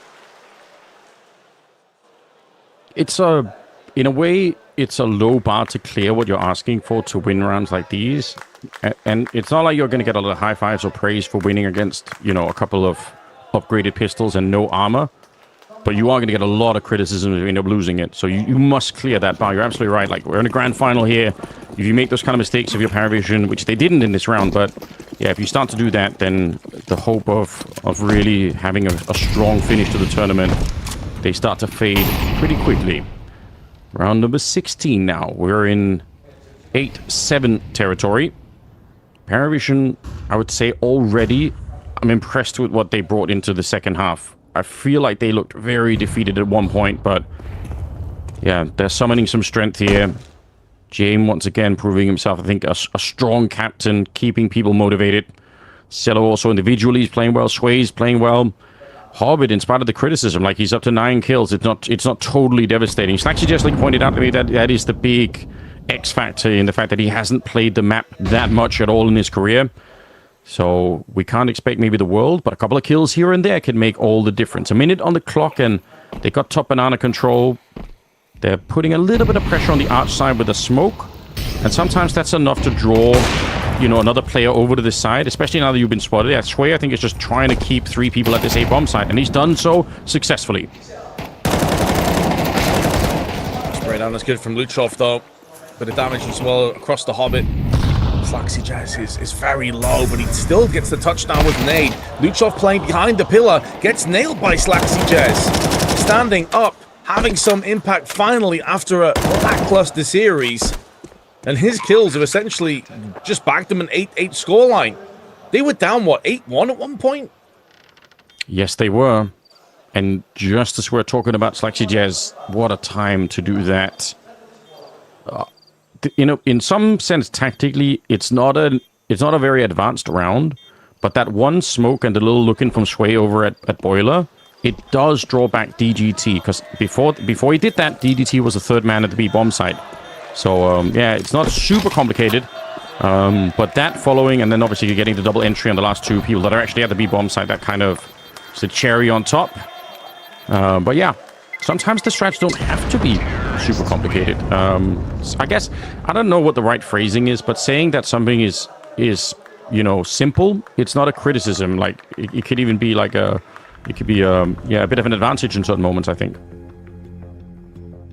Yeah, sometimes simplicity is just the best way forward, and I think we saw that in the first half when Max was hitting B over and over and over again. They noticed exploitations that were available and they took the most out of it. When the adjustments came through and they started to overcomplicate things, it started to come apart at the seams. They lost the last 3 rounds of the half, hitting A and trying these kind of late rotations through on CT spawn side. Now is he going to be calling the timeout as suddenly things get a little bit dicey for them? And another kind of worrying sign or trend, I will say, is if you cast your mind back to the game that 9Z played against Alliance in the semi-finals, on Inferno, Mayan had an unbelievable, huge performance with 33 kills. Was a massive reason why they won that and were able to win the series. On the CT side in particular, he dropped to 1.57. Like, just insane amounts of impact, right? He's 3-11. What happens if he doesn't show up today? Good question. At this stage, they do need him. I think you've isolated an important variable. We've had our eyes on XlaxiJez a little bit, but maybe we'll side-eye Mayan for a second. Our position is hard to flash here. Grenade is down. Cello, good spray down, but Luchov is there. There's a double peek coming in. And that should also tell you there's 3 people on the site here. Hobbit, he decides to take the fight straight to Luchov. Not a fight that I would have predicted Hobbit to win, but he does. They know that Max is here because he threw the grenade out. So it's a double peek plus the grenade. They can do the math on that one. The bomb is still dropped back on the ramp. So Parivision, they're not in a hurry. They're waiting. They've got Sway lurking over on the other side of the map. And only Waso Peak remains on the A-bomb site. So let's see if James can call this mid-round again. He is, I think, one of the more impressive captains in that sense. But right now they are investigating the only stack on the map here. 2 people at the B-bomb site. Positions for each other, though. They can play off one another. Mayan from Shadow, baiting Max in close. Smoke now down, 30 seconds. That's going to last so long that Parivision can no longer hit B comfortably. And they're rotating, and it's Waso Peak. Needs kills. They line up for him. Double spray, and that could very well be the round that goes with it. Triple for Huazo, saving the day for 9Z. That is quite something. Catching them as they're rotating back, and I love what you said. The time in the round. We brought up this point earlier, but the later it is, the more powerful the smokes become. And with 29 seconds, that would leave you no time to get onto the bomb site. So they're forced back. And he took the fight straight to them. They were not expecting to get peeked there. Huge double to begin with. Even if he dies afterwards, it would have been fine, but he doesn't. 12 kills. It's a 9-8 scoreline. And that's in spite of Parivision. I think actually getting into a strong position at the start of that round.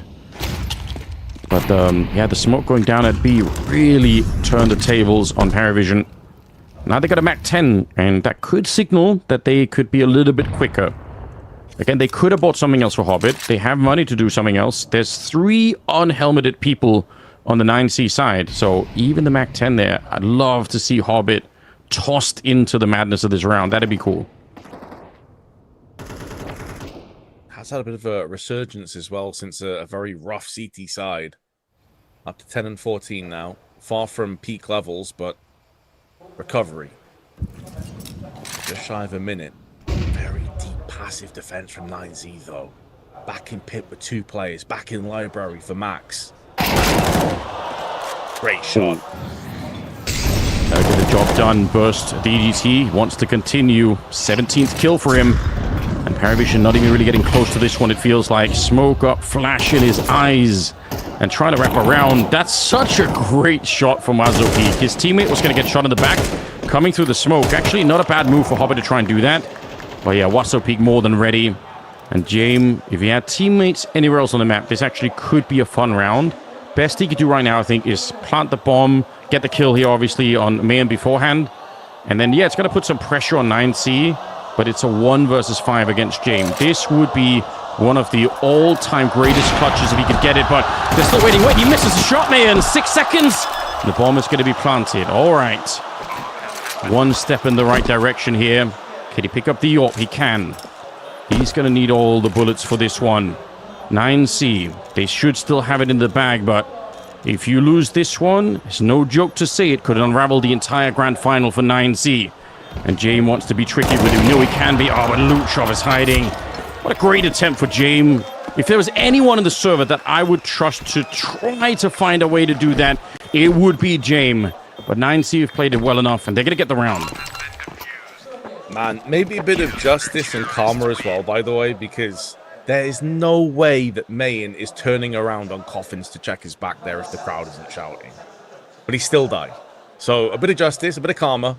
That's probably true. I do agree, though, man. If James would have won that round, that was the proper combo breaker. That was the back-breaking moment, I think, for 9Z. They've been calm, cool, and collected. But they'd have got a whole bunch more flustered if that went against them. Great hold from Mazzo. I think you nailed it as well. Saving his teammate to just bolster up that defense a little bit more. Parivision are able to buy again. They're now down 2 rounds, and these last couple have just running into a brick wall, the South Americans. It's only 2 rounds separating them, but for a minute there, it did feel like Parivision they kind of found the right rhythm here on the T side. CT side was not what we were hoping for necessarily. Looks like Parivision are gearing up for, you see them in second mid and up in the apartments, so very strong signal that something is going to be happening. I want to assume that they have to, like Hobbit surely has to try and smoke off that top banana position just to keep the, no, he's going to smoke library instead, or pit, little pits. And they're just going to go for it. They're not even faking the bomb site. They're just running straight in there. And the headshots to follow. That worked perfectly. My only concern in this round is when you give up banana that hard on the T side, you have no idea if the CTs are pushing down. Now, the CTs weren't. They were, in fact, just smoking that top banana position over and over again. I guess, in theory, Hobbit could have heard those smokes and said, well, as long as they're smoking top banana, they themselves won't know. Like, in some sense, 9C end up smoking themselves out of the information. But yeah, it can be scary when you're that committed to one side and you don't know if the CTs are pushing. We saw that happen on Mirage as well, where a 9C on the CT side of Mirage were pushing out and catching Parivision in some of those moments, but not at all this time. Great round. I think this goes as well to show that Parivision have definitely done their homework, because one consistent factor with 9Z, and we saw them play Alliance twice or 3 times in this event on Inferno, was that they did not play proactively on their CT side at all. We didn't see them try and take banana control. We didn't see them push apps very often either. And so that could be something that Parivision and James have realized, and they're trying to exploit as much as possible. Good shot in the end for Luchov. Holds on to his M4 so they can go back and get another purchase.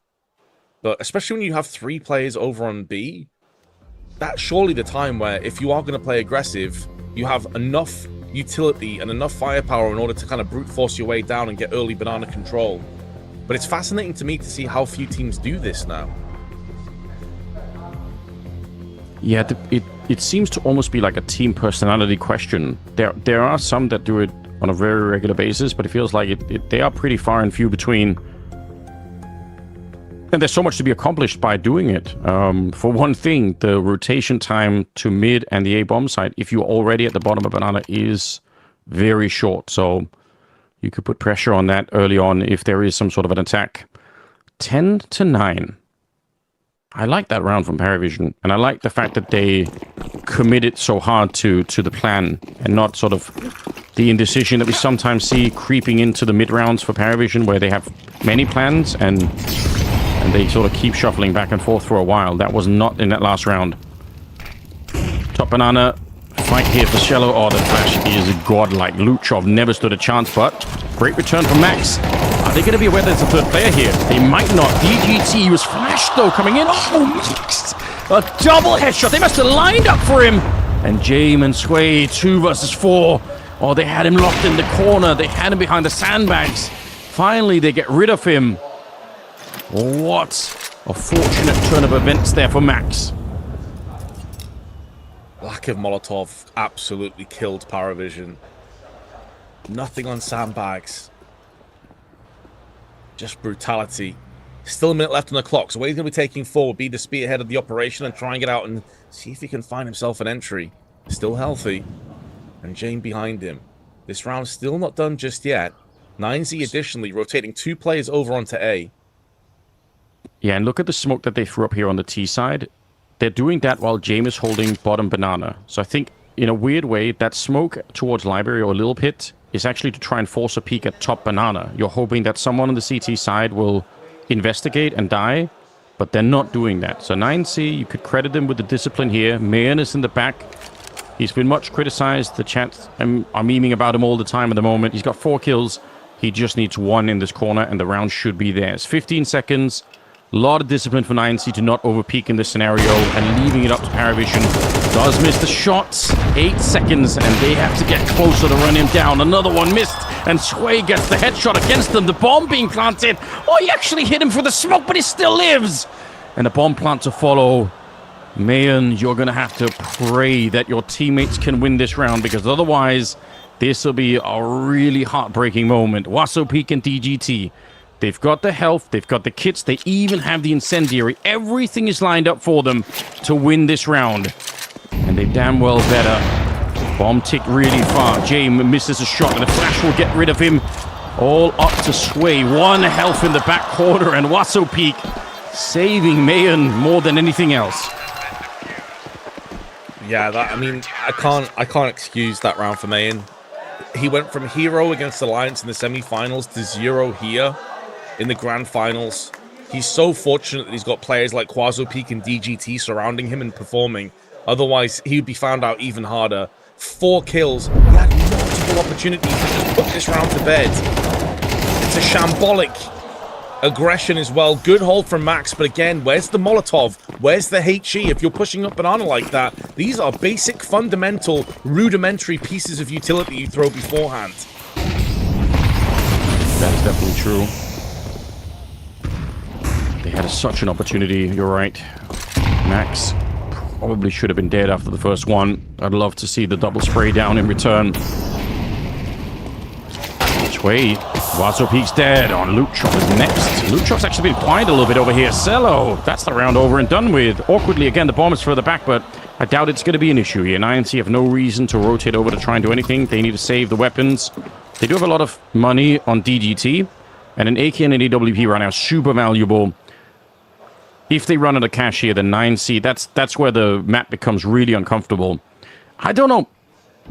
If I was somehow blind to the scoreboard and the fact that it's about to be 11-10, just my gut feeling about how Parivision have been playing this map, I feel like the fact that they have 10 rounds is kind of crazy. I just don't feel like they've been playing that well, but somehow they've pulled through, and maybe it's down to some of the individual rifling there from Sway and Cello. Like, those moments, they make a huge difference. They've got a lot of kills. I would say it's not great Inferno Counter-Strike for Parivision, but if they get the rounds, who cares? Like, that's all they need. It's a grand final. If they can pick up Inferno, it'd be a big shock. We said it right from the start. 9C, they should be a much better team than Parivision on this one, but they're struggling. I think that's why Max went back and said, like, in the grand finals, there are no favorites. Because the chaos, the pressure, everything being on the line, as you say, like, a win is a win. It doesn't matter how pretty or how gross it is. As long as you get across the finish line, that's all that matters. And it has been an incredibly scrappy game. Both teams making a wide variety of mistakes. But I gotta say, right, and I don't want to rag too hard on Mayan, but it's a 5v5 game, and the AWP is such a valuable, key, integral part of the game itself. If it's not working, just play the rifle. We know you're a really accomplished rifler, and you don't have to use an AWP on Inferno. This isn't a Dust 2. You can get away with it.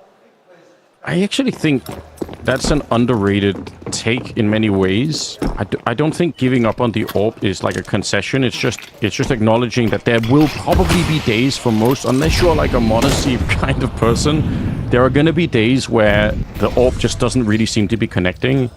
And yeah, I fully agree. And there are AWPers where it probably just makes sense to say, actually, you know, why? I'm not going to do that right now. I mean, also making that choice just puts you in line mentally with someone like ZywOo, who will make that choice all the time. Yes. And look at what an accomplished player he is. So, like, if it's good enough for ZywOo, why not let it be good enough for everybody else? Again, they're in this position where a Molotov will really clear this out. They didn't have it last time. Surely, Vince, this time they will. You would hope so, wouldn't you? They're also playing like a bit of a bait and switch. Luchov Right. taking the first ball, second player behind him. Now, this is where you want a Molotov tossed in there, at least a HG. They've done it.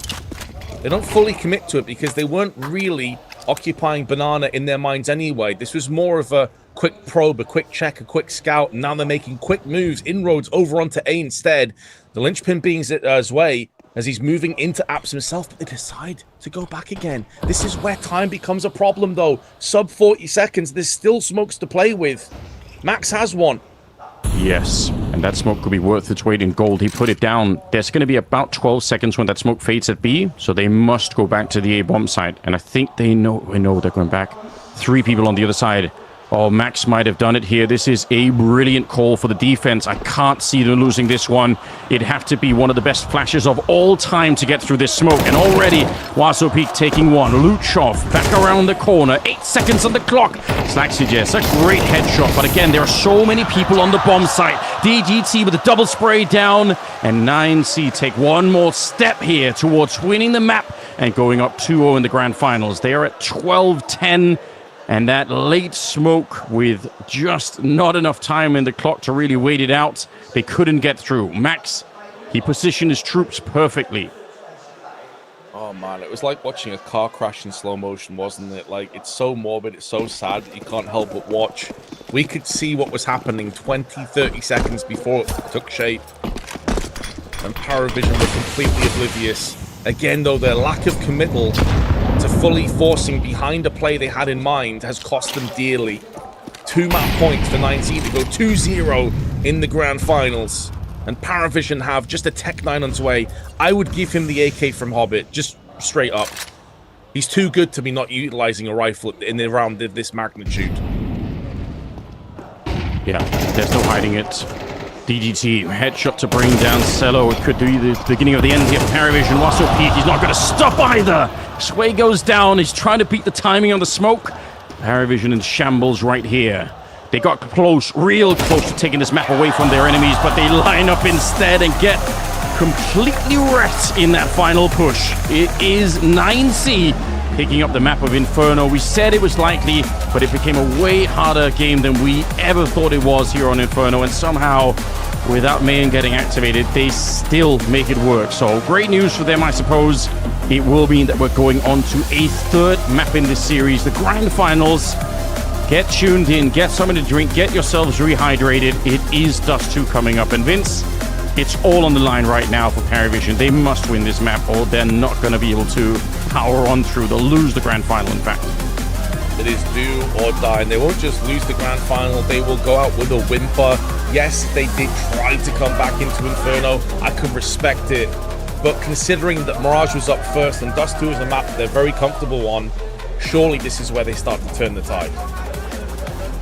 You want to believe that? I want to believe that. I think we deserve another map. I want to get all the way to cash at the end, but we can't influence that. Only Parivision can. We'll see if it's going to be possible after the break. 3rd map is going to be coming right up. So stay tuned, ladies and gentlemen, and we'll be right back.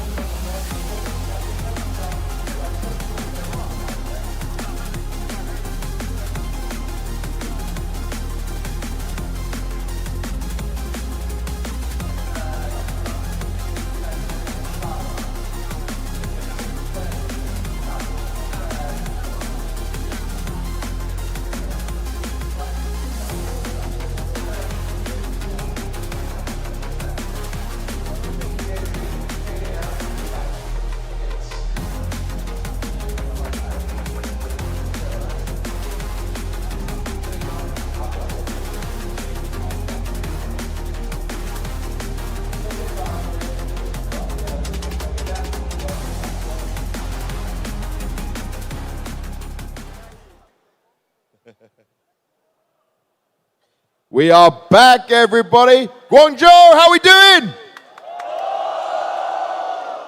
An exciting second map in there, but 9Z up 2-0 already. Looks like it could be 2杠 closed 0 out.了已经。 All right, we got some more mouse pads to give away, but we need to go into this crowd and just start moving through the people, right? We got our trumpet marching band with us. Okay, keep 来来， going. 我们小浩哥开路啊！我们跟随小浩哥的脚步。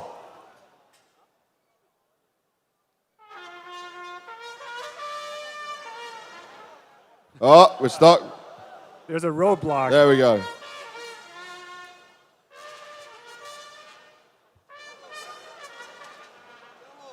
Hey, we're stopping here. All right. Hello, my man. What is your name? My name is Jackie. Jackie, nice to meet you. Who is your favorite team? My favorite team is Falcons. Falcons. Everyone likes Falcons, okay. Who's your second favorite team? Second favorite team is Spirit. Spirit, okay. Which major did Spirit win? Which? Shanghai. Shanghai Major, correct. There we go. Thank you very much. Let's go. All right, trumpet guy, get us moving. Make way for the trumpet man.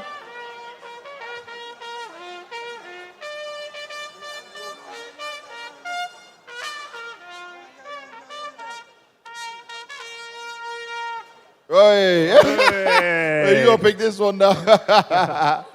We are Falcons. Okay. Falcons. We are Falcons.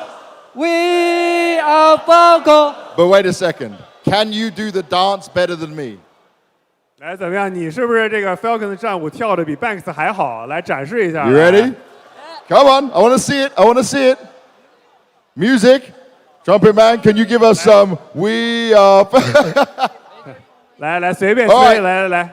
Everyone, We Are Falcons.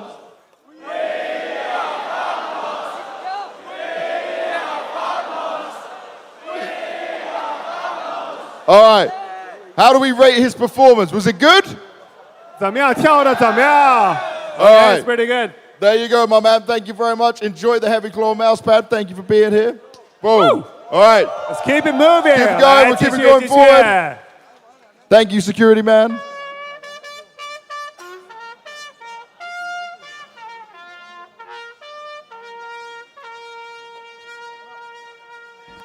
Woo. Okay, we're stopping here.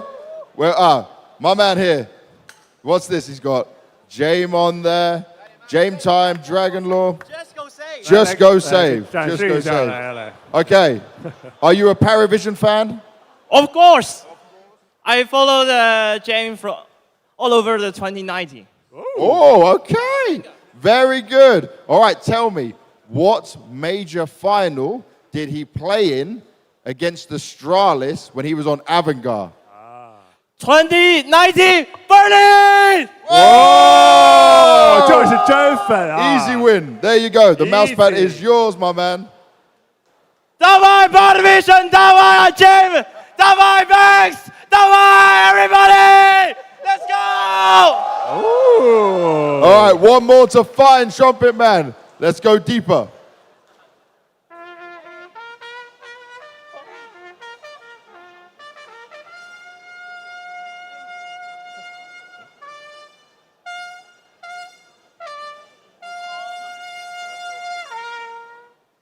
Boom. Well, this guy has, is that the major trophy from Blast? Can I take a look? Can I see? 这是 Blast Come Major here. 奖杯吗？ Whoa. He's blocking the camera. So this is the Austin Major Trophy. You had this 3D printed. 哦，这个是3D 打印的吗？是的 Yes, yes. Yes. No? Oh, nice stuff, man. All right. So it's obvious who won the Austin Major final, right? We know who that is. So tell me, who did Simple play for at the Austin Major? Austin Major Simple 在哪支队效力 Feet, 呢？ feet up! Whoa! Yeah. There you go, my man. Turn to the camera. Woo! All right. That's it for now, Guangzhou. We're going to the third map. Make some noise!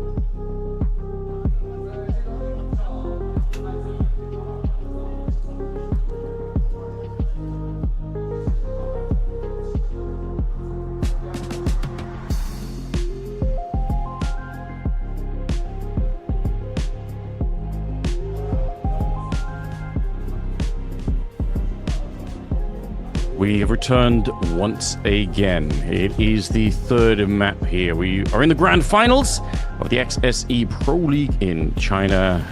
Parivision, they've lost 2 maps now. And 9C just need 1 more to claim the prize. There's $1 million tournament. The VRS implications are enormous, and both these teams would love to walk away with a victory here today, but they're going to have to fight a lot on the Parivision side. Dust 2 is coming up. It is a map that they play very well for Parivision, so I'm excited. I also think 9C have some trouble on the T side. Their over-reliance on the A-bomb side, in my opinion, is pretty enormous.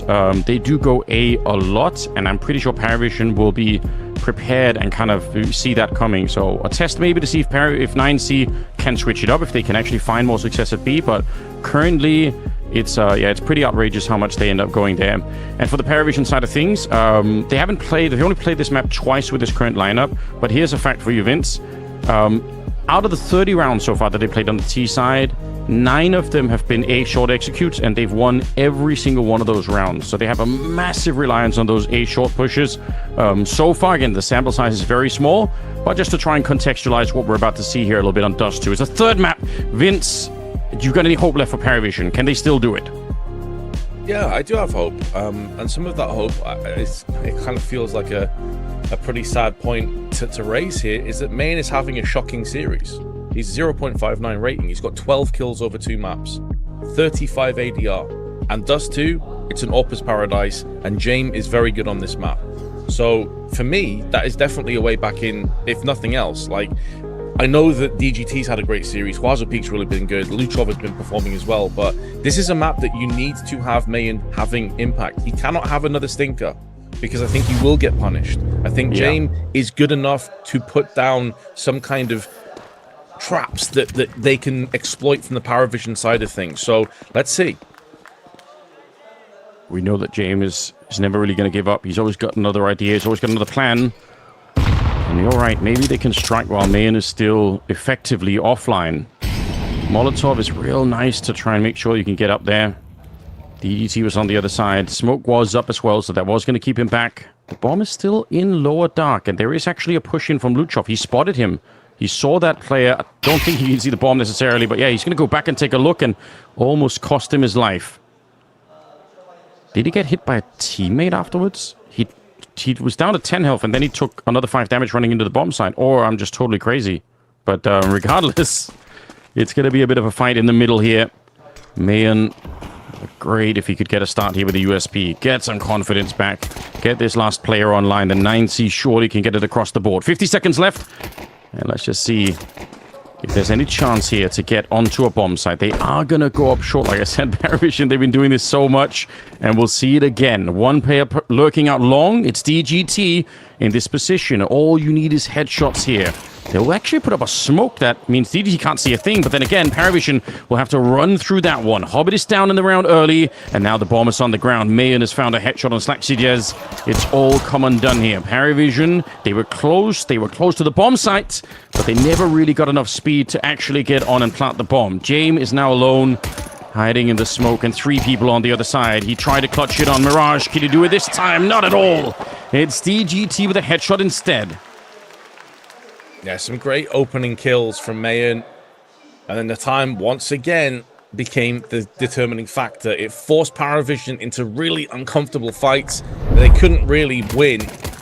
It's this from GUANGZHOU Peak, the mainlands one as well. And that was pretty much where everything came undone. 25 seconds, you can see here on the clock, before they start pushing. And they're just leaving themselves no room for error, no wiggle room whatsoever. So, no plant is also going to hurt Parivision quite a bit in terms of their endeavors in round 2. And they decided to just straight up rush onto B. I can respect it. They get the kill, but there's Max. And this is where the round should come to an abrupt end. They have at least closed the gap with the MP9, but DGT, just in the nick of time, shows up on window and lays them both out. I can respect the rush as well. I know you're always interested, Vince, in sort of looking at some of the mechanical aspects of the game. The way that Max is peeking that box with the FAMAS, like I don't think he had like maybe half a shoulder outside, and he was still landing shots behind it with the FAMAS. That's pretty good. Yeah, it's a really good jiggle peak angle, especially as the T's are generally going to stick to the left side of the tunnels, right, from the CT's perspective, so you don't get shot from more angles. Yeah. So it lowers the angle spread as well on those jiggle peaks. So yeah, Max played it really well. He also knew that DGT obviously was going to be coming up on the window side, so he didn't need to fully wide swing. Knew his left-hand side was covered. And sometimes I think those details, almost they get lost in the madness, because obviously Counter-Strike is a fairly quick game, so it is hard to cover everything. But sometimes if you go and look at a demo, I've done this in the past, like you look at like an in-eye, demo, and you actually just watch like in 50% or even like 30% speed.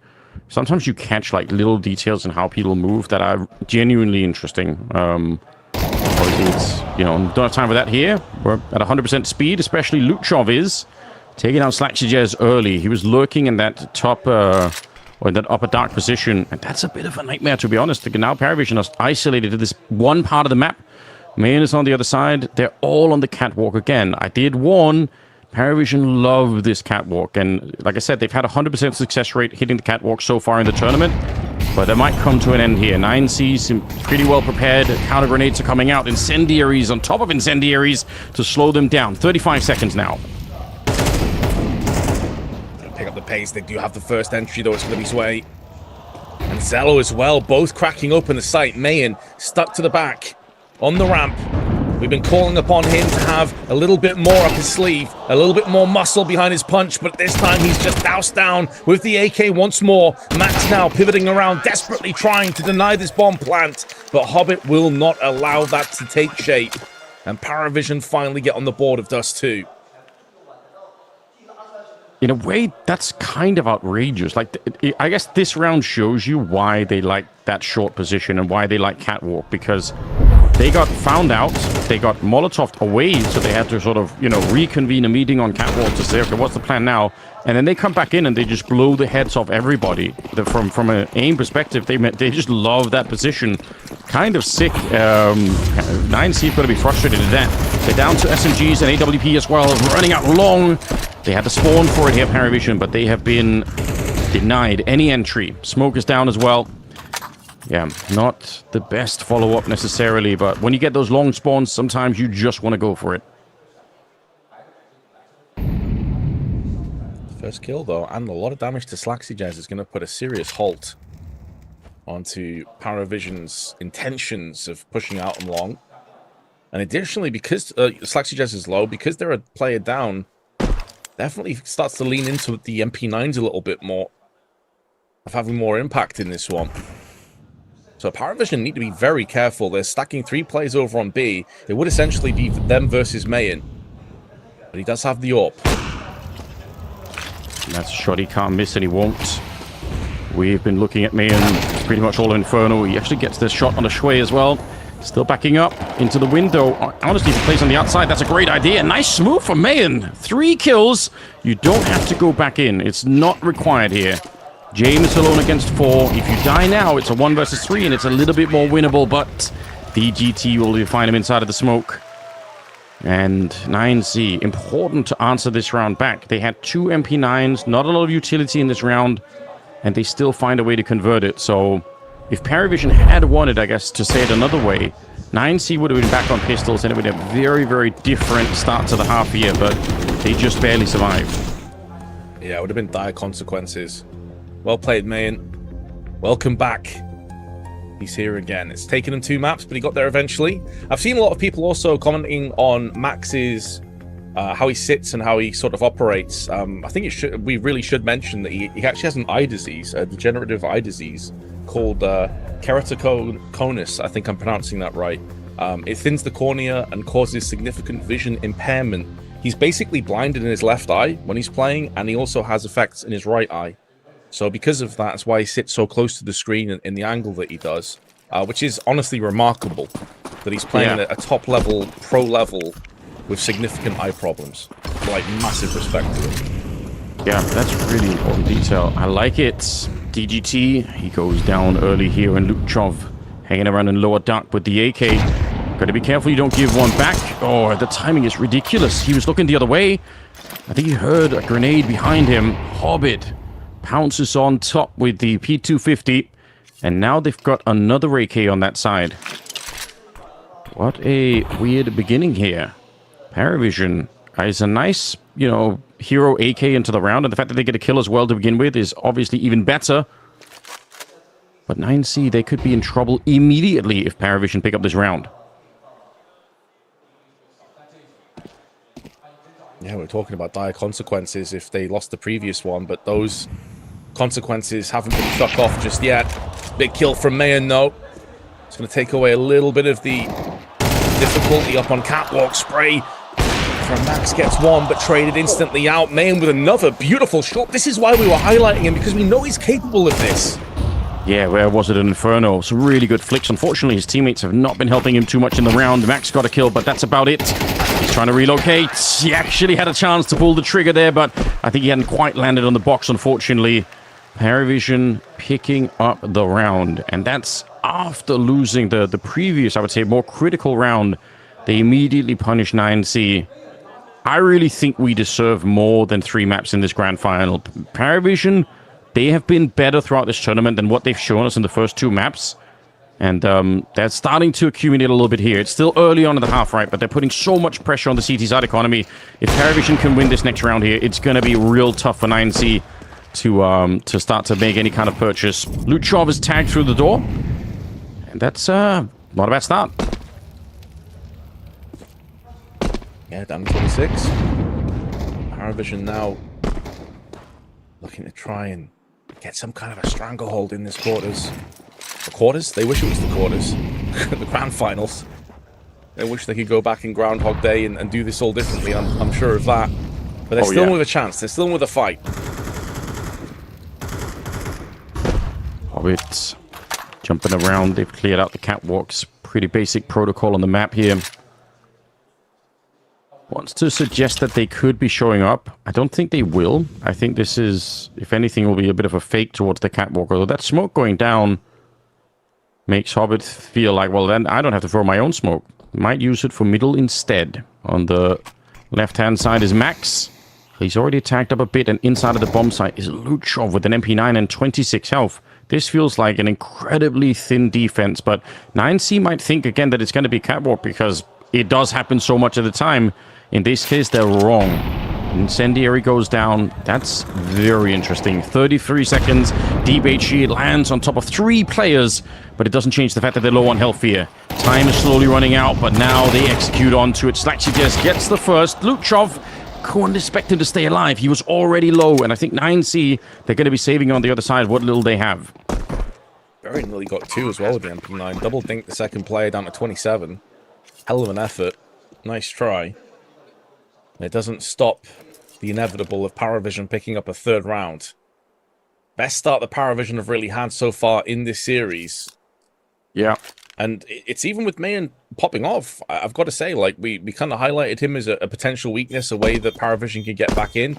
That's not been the case. They've been winning these rounds through their own sheer hard work and muscle. We needed this. Parivision needed this more than anything. Jame on the AWP as well. T-side, it's one of his strongest maps for T-side or ping here on Dust 2. And I think we saw that last time they played in the tournament here. It was really fun to see Jame flex on the AWP. He's only got 2 kills for now, but early days. 3-3, the game is tied up. And Parivision, they must love this position that they're in here. They're up against a Deagle, an M4, and a FAMASA on the other side. It's not to say that it's a surefire thing that you're going to win the round, but you certainly have a sizable advantage here. I'm just happy that we're seeing signs of life from Parivision. Because I felt like throughout most of the first map and, well, at least the first half of the second map of Mirage, it felt, sorry, Inferno, pardon me, it felt like they were just gone. Like, mentally gone, checked out, Hobbit was super tilted. Timing here is horrible. The Mayan gets caught, and he's all alone as well, by the way. USB's being whipped out. There's not really much that you're expecting to see happen from 90's perspective. Any kills at this stage would be quite surprising, to say the least. And DGTs are already scampering away and trying to hold on to this M4. But it's good to see the Parivision have shown up. And they are going to make a real go of this. Who was it yesterday that we were criticizing for holding that B bomb site passively with a smoke? Why am I blanking on this? It was Day3, you're right, yeah, on the phase side. Not to say this is the same for Mayan, but I guess the reason why the timing is so awkward for him is because, again, there's no signaling. There weren't the flashes or the smokes going up into the B bomb site. So Parivision, it's not that they're forgetting to throw the grenades. They just don't want to telegraph that they're going to be showing up at B. So yeah, unfortunate stuff for Mayan, but I mean, can't really be too upset about it. And it was always going to be a low percentage round anyway, so didn't get a chance to really fire that from us. Good work for Parivision. 4-3 in their favor now. Money started to accumulate quite a bit on the T side, actually a lot. And see if they have an answer here, 9C. They can't afford the AWP on Mayan, but they can afford flashes, and it's almost enough to get DGT the opening. Could see he was close to James just getting killed in that suicide lane. Yeah, it was Day3 yesterday. He was doing that little pixel jump that you were talking about with the smoke out. But it was kind of off timing with the rest of his teammates. I mean, FaZe had a ton of issues, didn't they, on their B hole yesterday, and they ended up paying for it ultimately in the end. But Parivision will have their sights and mindset on the here and now, and that is coming back from a 2-0 disappointing start in the grand finals. Max lining up a smoke. I was going to wide swing this one, but Luchov is so fast, and his tracking there was beautiful. That's the kind of round you want to see that in slow motion. It did look like he was dead on him. It looked like James somehow followed him through the door, but he actually didn't tag him. I thought that was going to connect for sure. And losing Cello is a big deal. He's the top fragger for the team, and said it's been a wild tournament for Cello individually. Sway as well. I feel both those young riflers have been contributing quite a bit. DGT spots 2, and another headshot for Luchov. He wants more. He's ready to swing for a fight in the middle. We'll back out as they put up the smoke here, and inside of the B bomb site, snuck through his Slaxijez. You've got to make this work, but there's no chance for the team to make this round happen. Luchov is back in the window, get the kill. And yeah, a nice move from Slaxijez, honestly, but he needed to find a really rapid headshot to get even close here to saving the round. So 9C, very important round. I think maybe even more importantly, they have 5 people alive. I'm always really fascinated to see how different players kind of approach the idea of whether they burst fire, whether they tap, like obviously a while back now, although he's been in the news again recently with Scream, of course an insane one-tap machine. But the way that Luchov does his double taps, I think is just so beautiful to watch, because he never gets flustered, and you very rarely see him actually spray. It's his second kill here, goes for a bit of a spray, and it's the third one as well that he gets up on catwalk. He's double tapping the entire time, and it just makes it so accurate. Yeah. Mechanical aim is insane. He's one of the best players at this event, at least, when it comes to just that raw aim. And it is always interesting. Like sometimes you'll see players do this as well, where they start with a spray, but then they have like a microsecond where they stop, and then they go into like the short burst or the double tap or whatever. And you're right, like holding your nerve throughout some of that, like if you don't hit the first immediate headshot, it can be a bit tricky sometimes. Luchov, he's what a revelation he's been. I don't think he lived up to the hype that I was trying to give him for playing Banana on Inferno, but he played well enough on the map overall. And certainly he's doing some work here. Up to 6 kills himself. Shot through the middle does not connect. And it's going to be another slower default coming out here for Parivision. They do smoke off towards the doors there in the middle, and they are waiting. They might be boosted up. They did this a lot yesterday. I don't think they ever found a kill, but I think you pointed this out. They're waiting for the CTs to blow open the smoke in middle. That's why they've got Jame up there. You can see right here, but yeah, no smoke's been blown open. Yeah, and I don't think 9Z is a team that actually does that very often. I don't think man enjoys peeking mid that often with the AWP, from what I've seen. He prefers playing over on the B side or playing long. And so I understand the idea from Parivision, but in this round, obviously, as we can see, main doesn't even have an AWP. He's into the M4. Money just not quite able to afford him that possibility. Is DGT now playing mid? So fluid, so versatile 9Z on the CT side of Dusty. I mean, it's what you expect. It's very spawn-based a lot of the time, especially early on. But Luchov was there last round. Now DGT. Main has been forced off of catwalk. Going to be smoking in an incendiary in a flash of his own just to stop the push. And Huazo Pete getting a lot of aggression up on long. 35 seconds, and Parivision have such little control of the map. They still have an HE on DGT. There is a world here where he lands a nuclear bomb on Parivision. He's backing off with the AK in hand. 20 seconds. That's James going down, pushed by Wasso Peak. He actually pushed out of long and onto T mid and found that one. The grenade does a fair bit of damage, and the flashbang might be even more devastating. Mayan on the triple spray down, but it was DGT who set it up with that one. And yeah, Mayan fully activated, even without the AWP, which is the point that you brought up in Inferno. Maybe you don't even have to play with it if you don't want to. You can still do great rifling. 5-4 as 9C pick up a couple of rounds in a row here. And suddenly they're putting the pressure on the T-side economy. Yeah, that flash that DGT threw in, like, just totally burned out the retinas of the entirety of the T's pushing in. Oh, Jane decides not to go for the shot. He was anticipating her pushing lower tunnels there. That's why his crosshair was so low. Surprising, though, that he didn't even take a shot. He's been doing it almost every single time. Maybe he's worried that at some point Mayan actually will have the AWP on the other side and re-peek him, but it's 5 AKs on the CT side. That's such a rare sight. I kind of love it. Why would you want an AWP? You can have this. Good trade out, but honestly a strong shot for Cello. That's worth it from his point of view. Wasso Peak gets sway. Hobbit, you must hit this one. Wasso Peak instead. 2 kills. He was so isolated, ducking down to try and hide his face, and then he comes back swinging. 18 health left, but that double is huge. James, I think he was looking at the window, but he flicks down and shot in the toes. He's still alive for a 2v3 here. They need this round, though, but Mayan is trying to make sure that doesn't happen. Another double for him.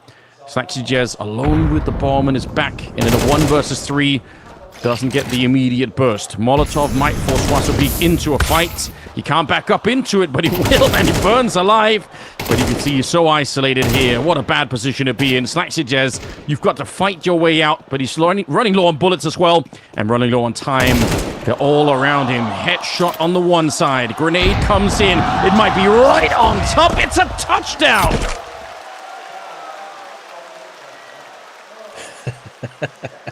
The worst possible kind if you're Parivision, but that was wrought with mistakes, I have to say, from 9Z. There was this really strange confrontation which was brute forced out of due to Wasso Peak's beautiful double, but Mayan takes some shots, and then he was like juggling grenades for about 5 or 6 seconds while they're pushing up catwalk, unsure as to whether to HE it or not.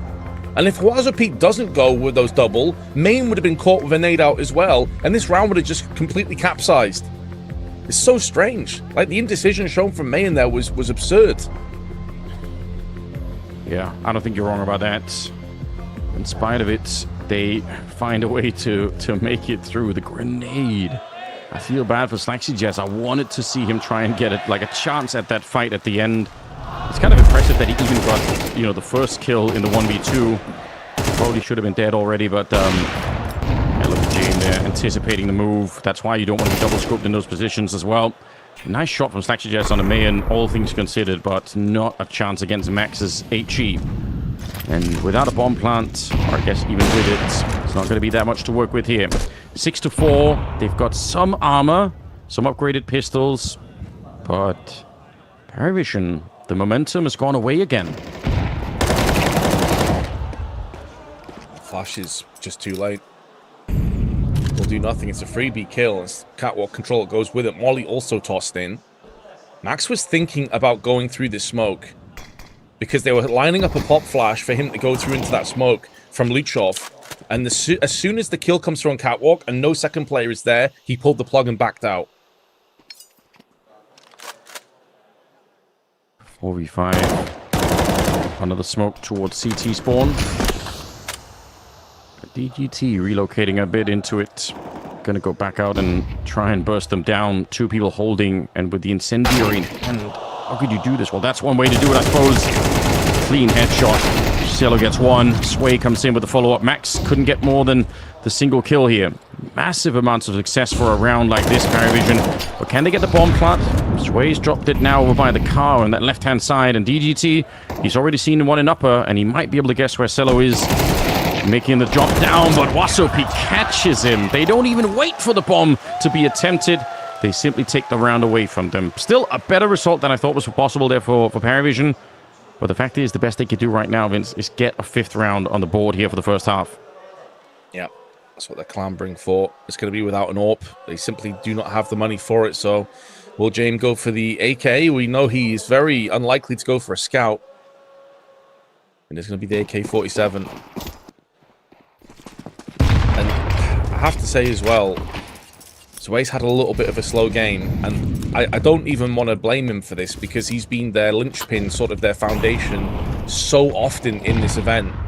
You can't expect him to be showing up, just delivering massive impact every single time, but when he hasn't, you really notice the lack of entry fragging capabilities, at least. Yeah, that they do need that right now. I mean, it's worked a little bit on the catwalk, but I think the problem is 9C have been really good at saving utility to bomb out the catwalk because, again, they probably looked at the same stats that I was looking at in terms of how much the Parivision team have been hitting catwalk in the tournament. And now instead we've got Mayan over on the side. Forward push from Max. In this tournament so far, you and I have had a long discussion about CT aggression on Dust 2, and I mean, Max is one of the most forward players we've seen in a while here. It's been interesting. I think earlier Waso Peak also peeked into James, pushing out of long like that. So 9C kind of fulfilling some of our dreams to see the CTs make it at least halfway across the map. I think the thing is, well, though, when you're playing against Parivision, I'll hold that thought for a second because I think we're about to get an execute coming in. They decide to try dry, and instead it's just going to be straight into the iron sight, the crosshair of Mayan, who will not miss. 30 seconds, they've realized B is no longer possible. But they just don't have the time for this. Hobbit's going to have to go huge with multiple entries, and instead it's a complete closed casket. And 9Z take the 8-4 half. What a strong start for them here. They have been playing lights out in this tournament, and it seems like they've been warming up into it because it started a bit questionable, I've got to be honest. I felt like 9C weren't really fully awake at the beginning of it during the group stage and everything else, but the longer we go, the more powerful they become. And against Parivision here, they're very close to winning it. Now, they got the two first maps already. They are a couple of rounds away from picking up this grand final. $1 million tournament. Imagine what it would do for 9C. I mean, they already impressed the world with their run at the major. But if they win here, then it's going to silence a lot of the people who might be saying, what if it was just a fluke? What if they can't do it? What if it, it's just a one-time thing? Feels like this 9C team, they're still on the ascendancy. Yeah, I've been very impressed, I have to say. I don't think we've seen the best of Parivision, but 9Z have really done everything we could have asked from them. And I was going to talk before the last execute came in that I think one of the reasons why a lot of teams are less likely to play aggressive on CT side against Parivision is that Parivision are almost the counter to that in how they set up for most maps. And I'm not playing into the whole meme of like, Parivision are really slow and boring to watch. They do like to sit back and wait and just see what happens reactively for the first 20, 30 seconds of a lot of rounds. Sometimes it's to their detriment, but if teams are getting too aggressive against them, it actually can backfire massively for the CTs to do that. So I think that's another reason why a lot of teams haven't been playing as aggro against Parivision. The Parivision haven't been able to do enough to punish that. Yeah, I think that's a good point. It is a scary idea pushing into a team like that, and you know that James is always going to be aware. You know that they're going to be a little bit slower. So I think you're onto something. A minute on the clock before we get back into the second half here. Mood seems to be great on the 9C side. 5 more rounds, and the grand final is theirs, with all the glory that goes with it. And I mean, you don't really want to be spending too much time talking about what a team is doing wrong or disappointment or anything. Like, you want to be celebrating the grand final, but I don't think we can overlook the Parivision sort of, the lack that they have here. And it's a shame because for some of the rest of it, like that game against FaZe yesterday, I would say they showed insane amounts of strength in coming back and staying strong in spite of a really well-functioning FaZe team as well. So we know that it's there, and again, fine, we can have a bit of an asterisk next to them and say they just did, rebuild the team around a couple of new players. So it's not the end of the world, but I feel disappointed. I want more out of Parivision. I think they can deliver more, but there's no real momentum. They win a couple of rounds and then they go, immediately 9C are back on top.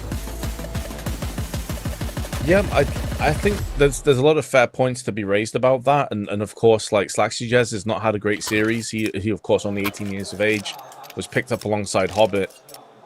But I think if nothing else, even if Parivision lose this grand finals, and even if it's a 3-0, you still take a lot out of this event. Like, making it to the grand finals in first place is an accomplishment. The amount of experience and exposure this will give multiple of their players, and not just Slaxyjez, but also the Jellos and the Zways of this team additionally, is something that's going to be really, really valuable going forward for the rest of this year and into next year. So there is a lot to be sort of happy about, I suppose, even if it doesn't feel like it right now. No, you're right about that. They wanted the Molotov into that lower dark position, and they successfully did so, but James, he's destroyed Max at the beginning, but now the push is coming up long. Luchov gets the first Hobbit, and James answering back. That's not bad. Smoke is there for the cross, but they actually blow it open, so nearly catching Mayer, and he does turn around and finds Hobbit. The round is not over yet. It's a great start for Parivision, but this is where you want to see some of that ice-cold calling coming out from the captain of the team. And they've got the kit on Slaxyjez. They've got time. They can think about this. They can set up the retake, and especially with James coming long. But man, my God, what a great peek. Takes down Slaxyjez before James can get there. Now they've lost Cello, and it's once again all on the shoulders of James, and he hasn't checked the car. He can't check it. DGT takes him down, and that's a huge pistol round victory. 9C, nearly cementing the grand final for themselves in that one round. Dude, Mayan should be studied by scientists to have, like, he's next level of inconsistency, right? Like, the first two maps in this series, he was basically just vibing. He was, like, on a pacifist run or something. And now he is a complete nightmare. Just reaping every single soul from Parivision on a consistent basis. 17 frags. That's more kills. That's 5 more kills than he got in the first two maps combined. It's hard to believe, but it's absolutely true. Maybe he is just, you know, he's just fully optimizing himself. He's saying, don't worry, guys, I know you guys will win the first two maps without me. I'll reserve my energy. I'll just chill out for a while, and then I'll come into the third map. 17-4. And fighting early in that 2v3. Like, he knows they're isolated on the bomb site. If they just wait, they are going to get swung long, or they're going to be 3-man peaked from the ramp. So finding the first kill and completely destroying any chance of a retake. Super sick intuition on him. Out long we go. It is 9C up against only pistols on the other side, so doubtful much can happen. They would check the pit. Hobbit was hiding back there. There's another 3 people at the A-bomb site, but I don't really think this stack makes a difference here. So much utility, and it really should be a 10-4 scoreline, at which point Parivision truly have their backs to the wall.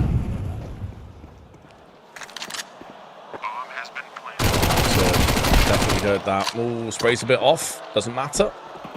Has the advantage of going up against the USP. And although Jello has picked up the MAC-10 from the corpse of Luchov,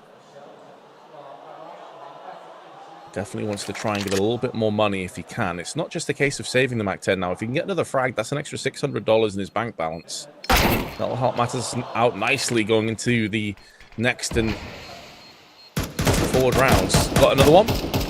And now we can just sit behind that smoke lane. However, I'm really trying hard, Anders, to paint some kind of positive pictures here, because at the end of the day, whether Jello gets the rest of the kills, his team's still down 10-4. So, does it matter?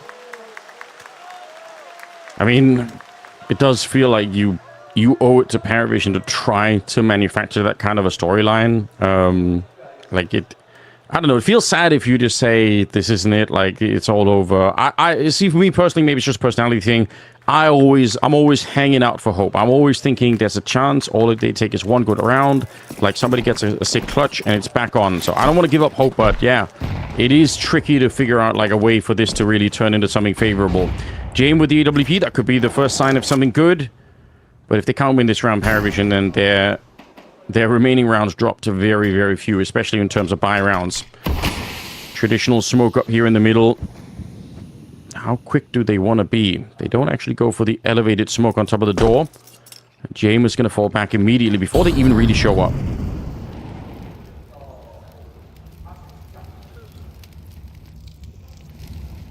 Well, the thing is, well, you know, those kills from Jello afforded the opportunity for James to have the AWP. He got the AWP across to James. So, true. Could maybe, in theory, lead to something special. Stranger things have happened, but it's going to be a fast hit now from Luchov going out first before the smokes have had a full chance to plume. And he just nails Sway. Never stood a chance through the smoke as well. Insult to injury. The AWP is dead and buried. And for realistically, so are Parivision at this point.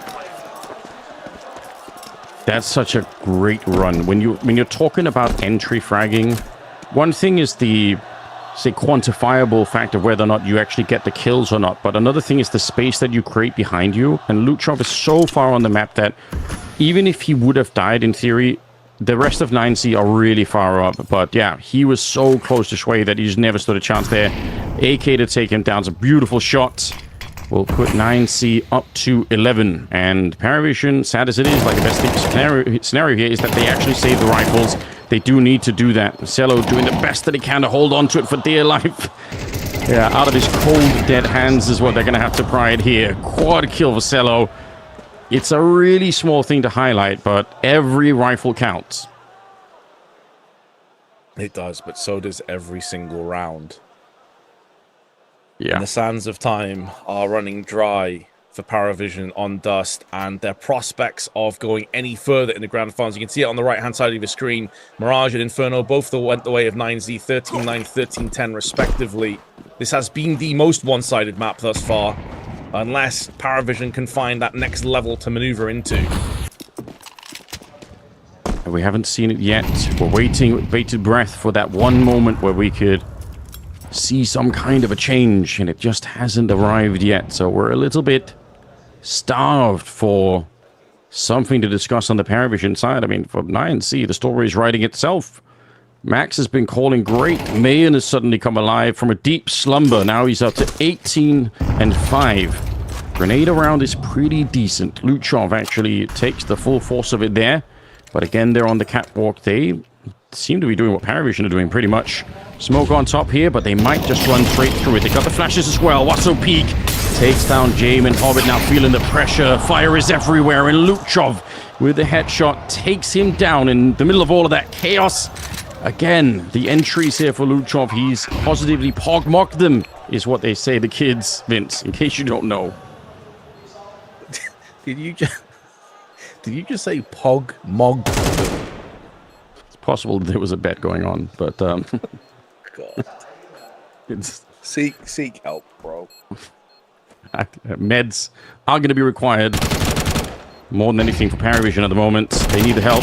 Shui long, he does get a little bit, but again, we can't really be celebrating Parivision saving rifles. Like, sure, in another context it's fine, but this is the grand final. You're down to a single more round that you can lose, or it's all over. 9C on 12 rounds, just stomping their way through this one, to be honest.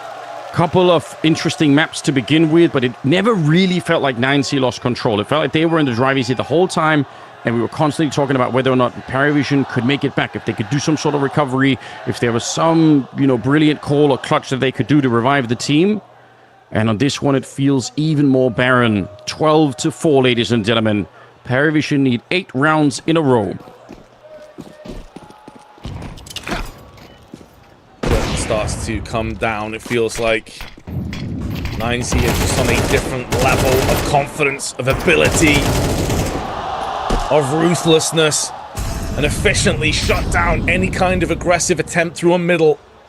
And now it falls upon Jello, Zway, and Hobbit. The IGL of Jame on just 5 kills has had nothing in terms of impact in this game and can do little but watch on as the rest of the troops try and save the day. But it's so unlikely. 9Z on the brink of 3-0ing the grand finals.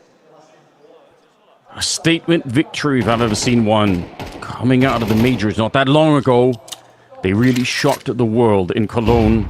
And now they've moved all the way to China, and they are still playing great Counter-Strike here. Up against one of the more elusive IGLs of Jame, we've seen what great calling he could do. And yes, it's a new Parivision roster, but they're not ready to face up against 9C at the moment. You can tell. Wasso Peak is playing well. Max will find the opening at Sway. We're down to 2 players left here. A couple of kills away from crowning themselves champions here of the XSE Pro League. Hobbit and Cello 2 versus 5, and Hobbit straight dead. DGT just waiting for the kills to come to him. all on Cello in a 1 versus 5, and there isn't a world where this could be done. He goes down. Ladies and gentlemen, give it up for 9C, your champions here in Guangzhou in China, the XSC Pro League. Absolutely terrific run for the South American team. You've got to give them a lot of credit for this one. The curse of their playoffs has been lifted. The event was wrought with trials and tribulations. They lost their first game against Eyeballers over a week ago. They lost to Alliance, but then they got their revenge, and now they are champions. What an incredible turnaround. A team that couldn't win in playoffs going back the last few months has now bagged themselves the lion's share of $1 million and all the VRS points that come with it. And what a time for the South American team to come alive in this way. We've got a major next year in the continent. They are really putting themselves on the map right now. People, of course, are going to say, yeah, but where's spirit, where's vitality for this tournament? I don't care about that. This is an amazing achievement for 9C. It's super great, it's great effort and it's great experience to have for a young team like this one. You can see how excited they are on the stage, and they should be. They've achieved something really, really cool here tonight. So, yeah, give it up for them.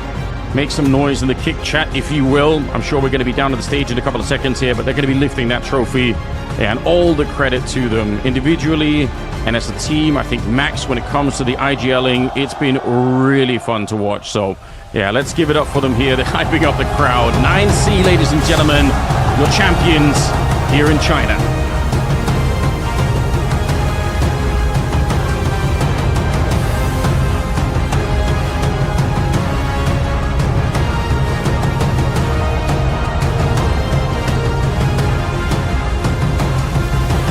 Scenes, I must say, lifting the trophy one by one and enjoying their time in the limelight here. Who could blame them?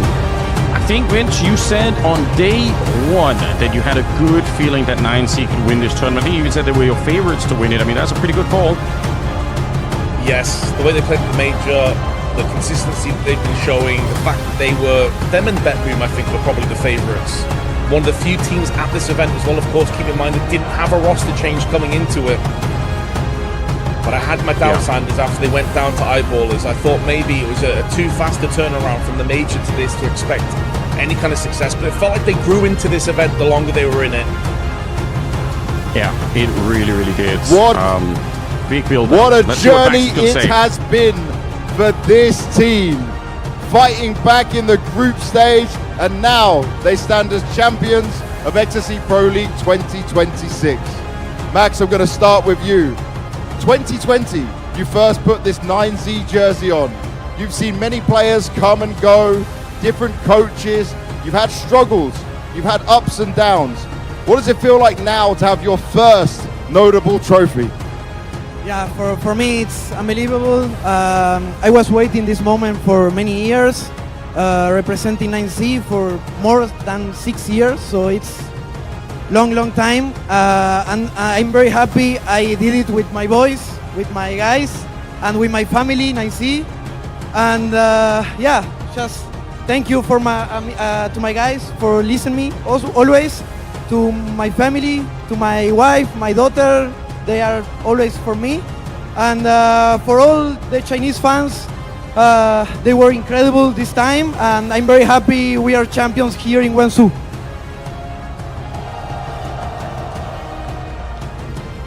这个冠军对我来说真的是太开心了。我已经代表9Z出战有6年多了，感谢我的家人，感谢我的队友们，这是我们俱乐部队史上的第一个冠军，感谢广州的所有观众朋友。GUANGZHOU, you're lifting your first trophy with your Crocs on. Give me some words to the crowd. Thank you so much, all the people who is supporting us. It's amazing for us to win our first trophy in China. And thank you so much. Paso Pig 也是穿着他的洞鞋拿下了冠军啊！感谢大家。Luchov, it feels like you guys had to dig deep across this event. You've been on so many events back to back, no vacation time, but now you stand there as champions lifting the trophy. Just tell me about the journey and what it's taken for you guys to be able to have this success now and finally do it? I don't have the correct words to answer that, but like I joined this team in this year at the start, so I think it's incredible what we achieved until now. We start the first tournaments like very like a team from the start, so I think that was a good thing for us, and that is what made us to stay here. And I'm very happy, and thank you all the people, my family, my parents, my girlfriend. I love them, so thank you very much. People here make this tournament incredible also, so thank you so much. Luchov 说我是今年年初才加入这支队伍的，但是这一切真的太美妙了。我们这次插表打的就是我们从第一天起，我们就像是一个整个一个团队在打，这也是我们能最后取胜的原因。Bit, it's been quite a journey for you.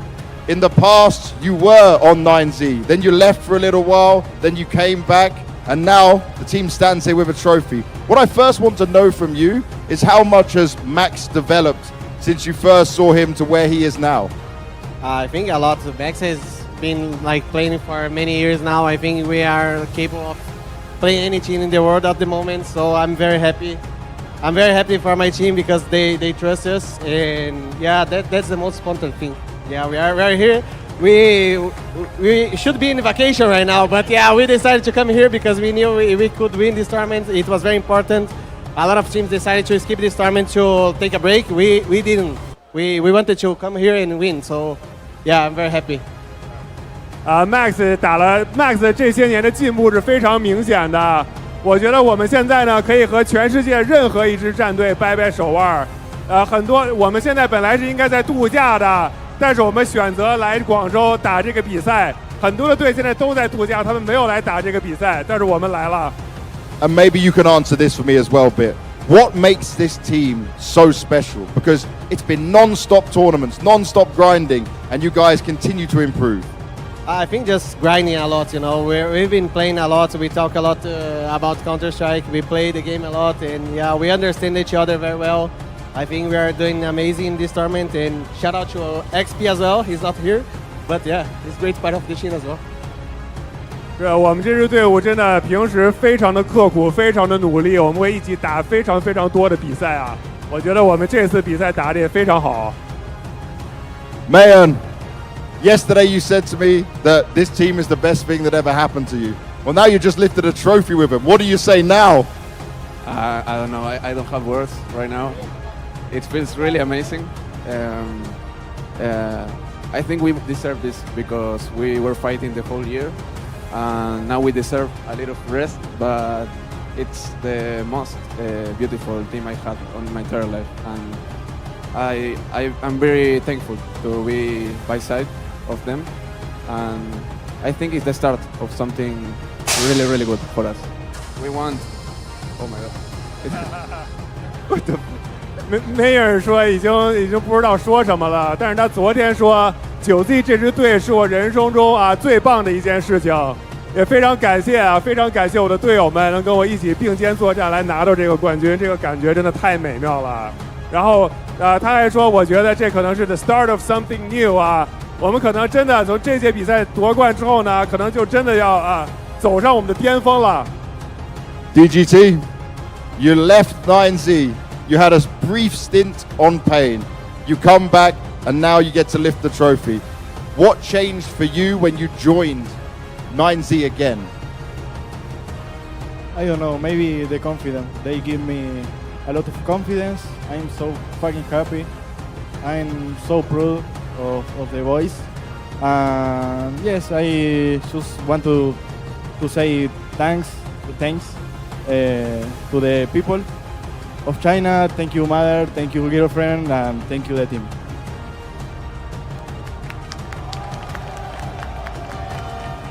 是的，因为DGT 他之前其实在9Z 打过，然后呢他又从9Z 离开了去了 Pain，然后他后来又回到了9Z。DGT 说呢，我这一次又回到9G，我感觉我自己的自信心变强了，也是非常感谢我的队友们，是他们给了我这个自信心。And now we have one special thing to announce as well. There is a Pepsi MVP. Baseline J, who's getting it from Pepsi? 我们接下来为大家揭晓我们活动的百事 MVP， 那是谁呢 ？Who is it？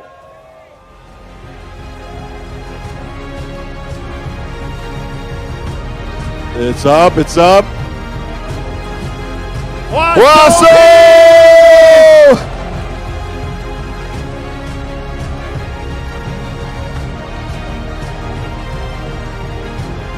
Well, anything you'd like to say, man? Thank you.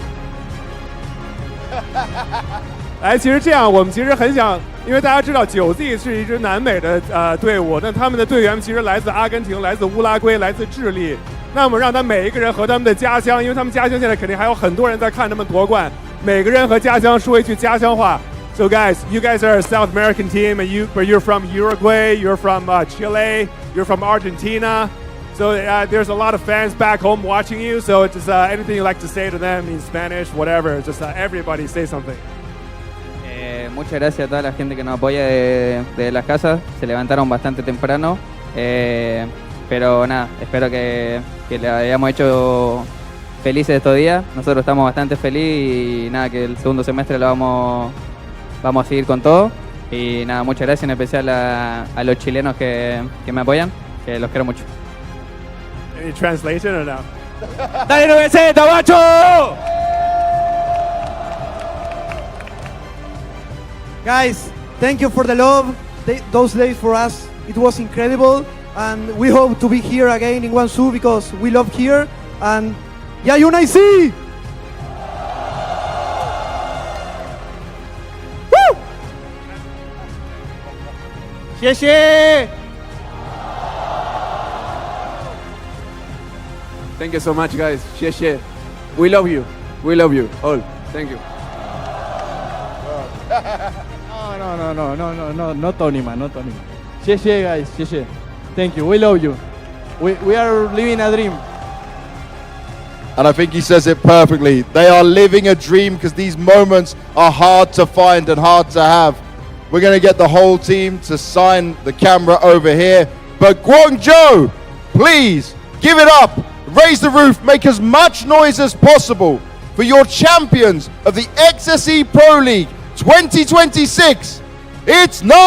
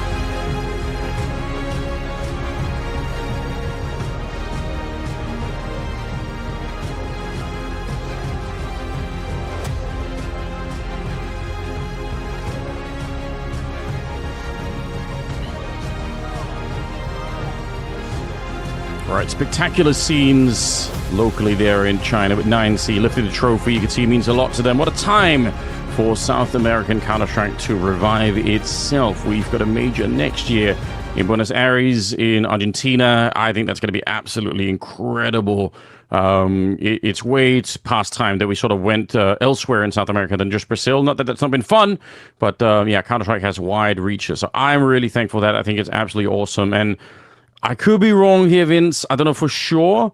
But I think what we saw at the end there as well was Waso Peak. He won the grand final with Lightning McQueen Crocs on, which is a fucking gangster move, in my opinion. Yeah, and he also got MVP with them on as well. So yeah, fair play to him. Like he's popped off on the server and out of the server. But I think it's honestly just awesome for 9Z overall, because this might be a strange thing to say, but I think more important than the money, more important than the VRS points, I think what they just achieved today is just a massive amount of self-belief. And for me, yes. I think this team can be a legitimate top 5 contender. That's the confidence they needed. They needed to break the curse of their playoff run. They've done it now. The sky's the limit. I'm not saying they can necessarily be the best team in the world, but they've definitely taken a massive step forward now, in my opinion. Yeah, and you could see where some of the improvements can happen as well. I feel like, Mayan, a little bit more consistency. Like when he's good, it's very impressive. Obviously, when he disappears against a better team than Parivision, that would have probably cost them maybe both the first opening maps there, and that would have been interesting. Yeah, overall, I agree. Like building this kind of confidence, having the extra experience, very, very cool stuff. So I'm really happy for 9C. It's been fun watching this team play. They've been through a lot with different lineups. They've tried to make it work for a long time. And, like they said, DGT kind of in and out of the team. At one point, I think they had Martinez as well playing, and it was like there was a whole sort of mix of people in and out for a while, but they managed to put it together at the end, and I think that's awesome. So, yeah, I want to give a big thanks to all of you guys that have been with us since the start. Really enjoyable stuff. Very interesting tournament with lots of fun results and cash being played a little bit. So, yeah, just thank you guys for all the support and everything else. We'll hope to do it again soon. Vince, any parting words for you? What's on your mind now? Just been a pleasure. I'm actually happy for 9Z. I think they were deserved winners in the end. It was trials and tribulations, but they withstood it all, and I'm really excited to see what they have next. I hope they do get a bit of a vacation as well, though, because burnout is a real thing. So they've definitely earned it now. Well, yeah, that's a good point. We'll see how long that break is going to be. Counter-Strike is a weird place. But, yeah, big shout-out to all of you. Thanks to the production as well, and everyone in China who's made all of this happen for the playoffs and everything else. We will see you guys hopefully real soon. I hope we get more events in China as well, because it always is very, very interesting. But until next time, stay safe and have a great Sunday.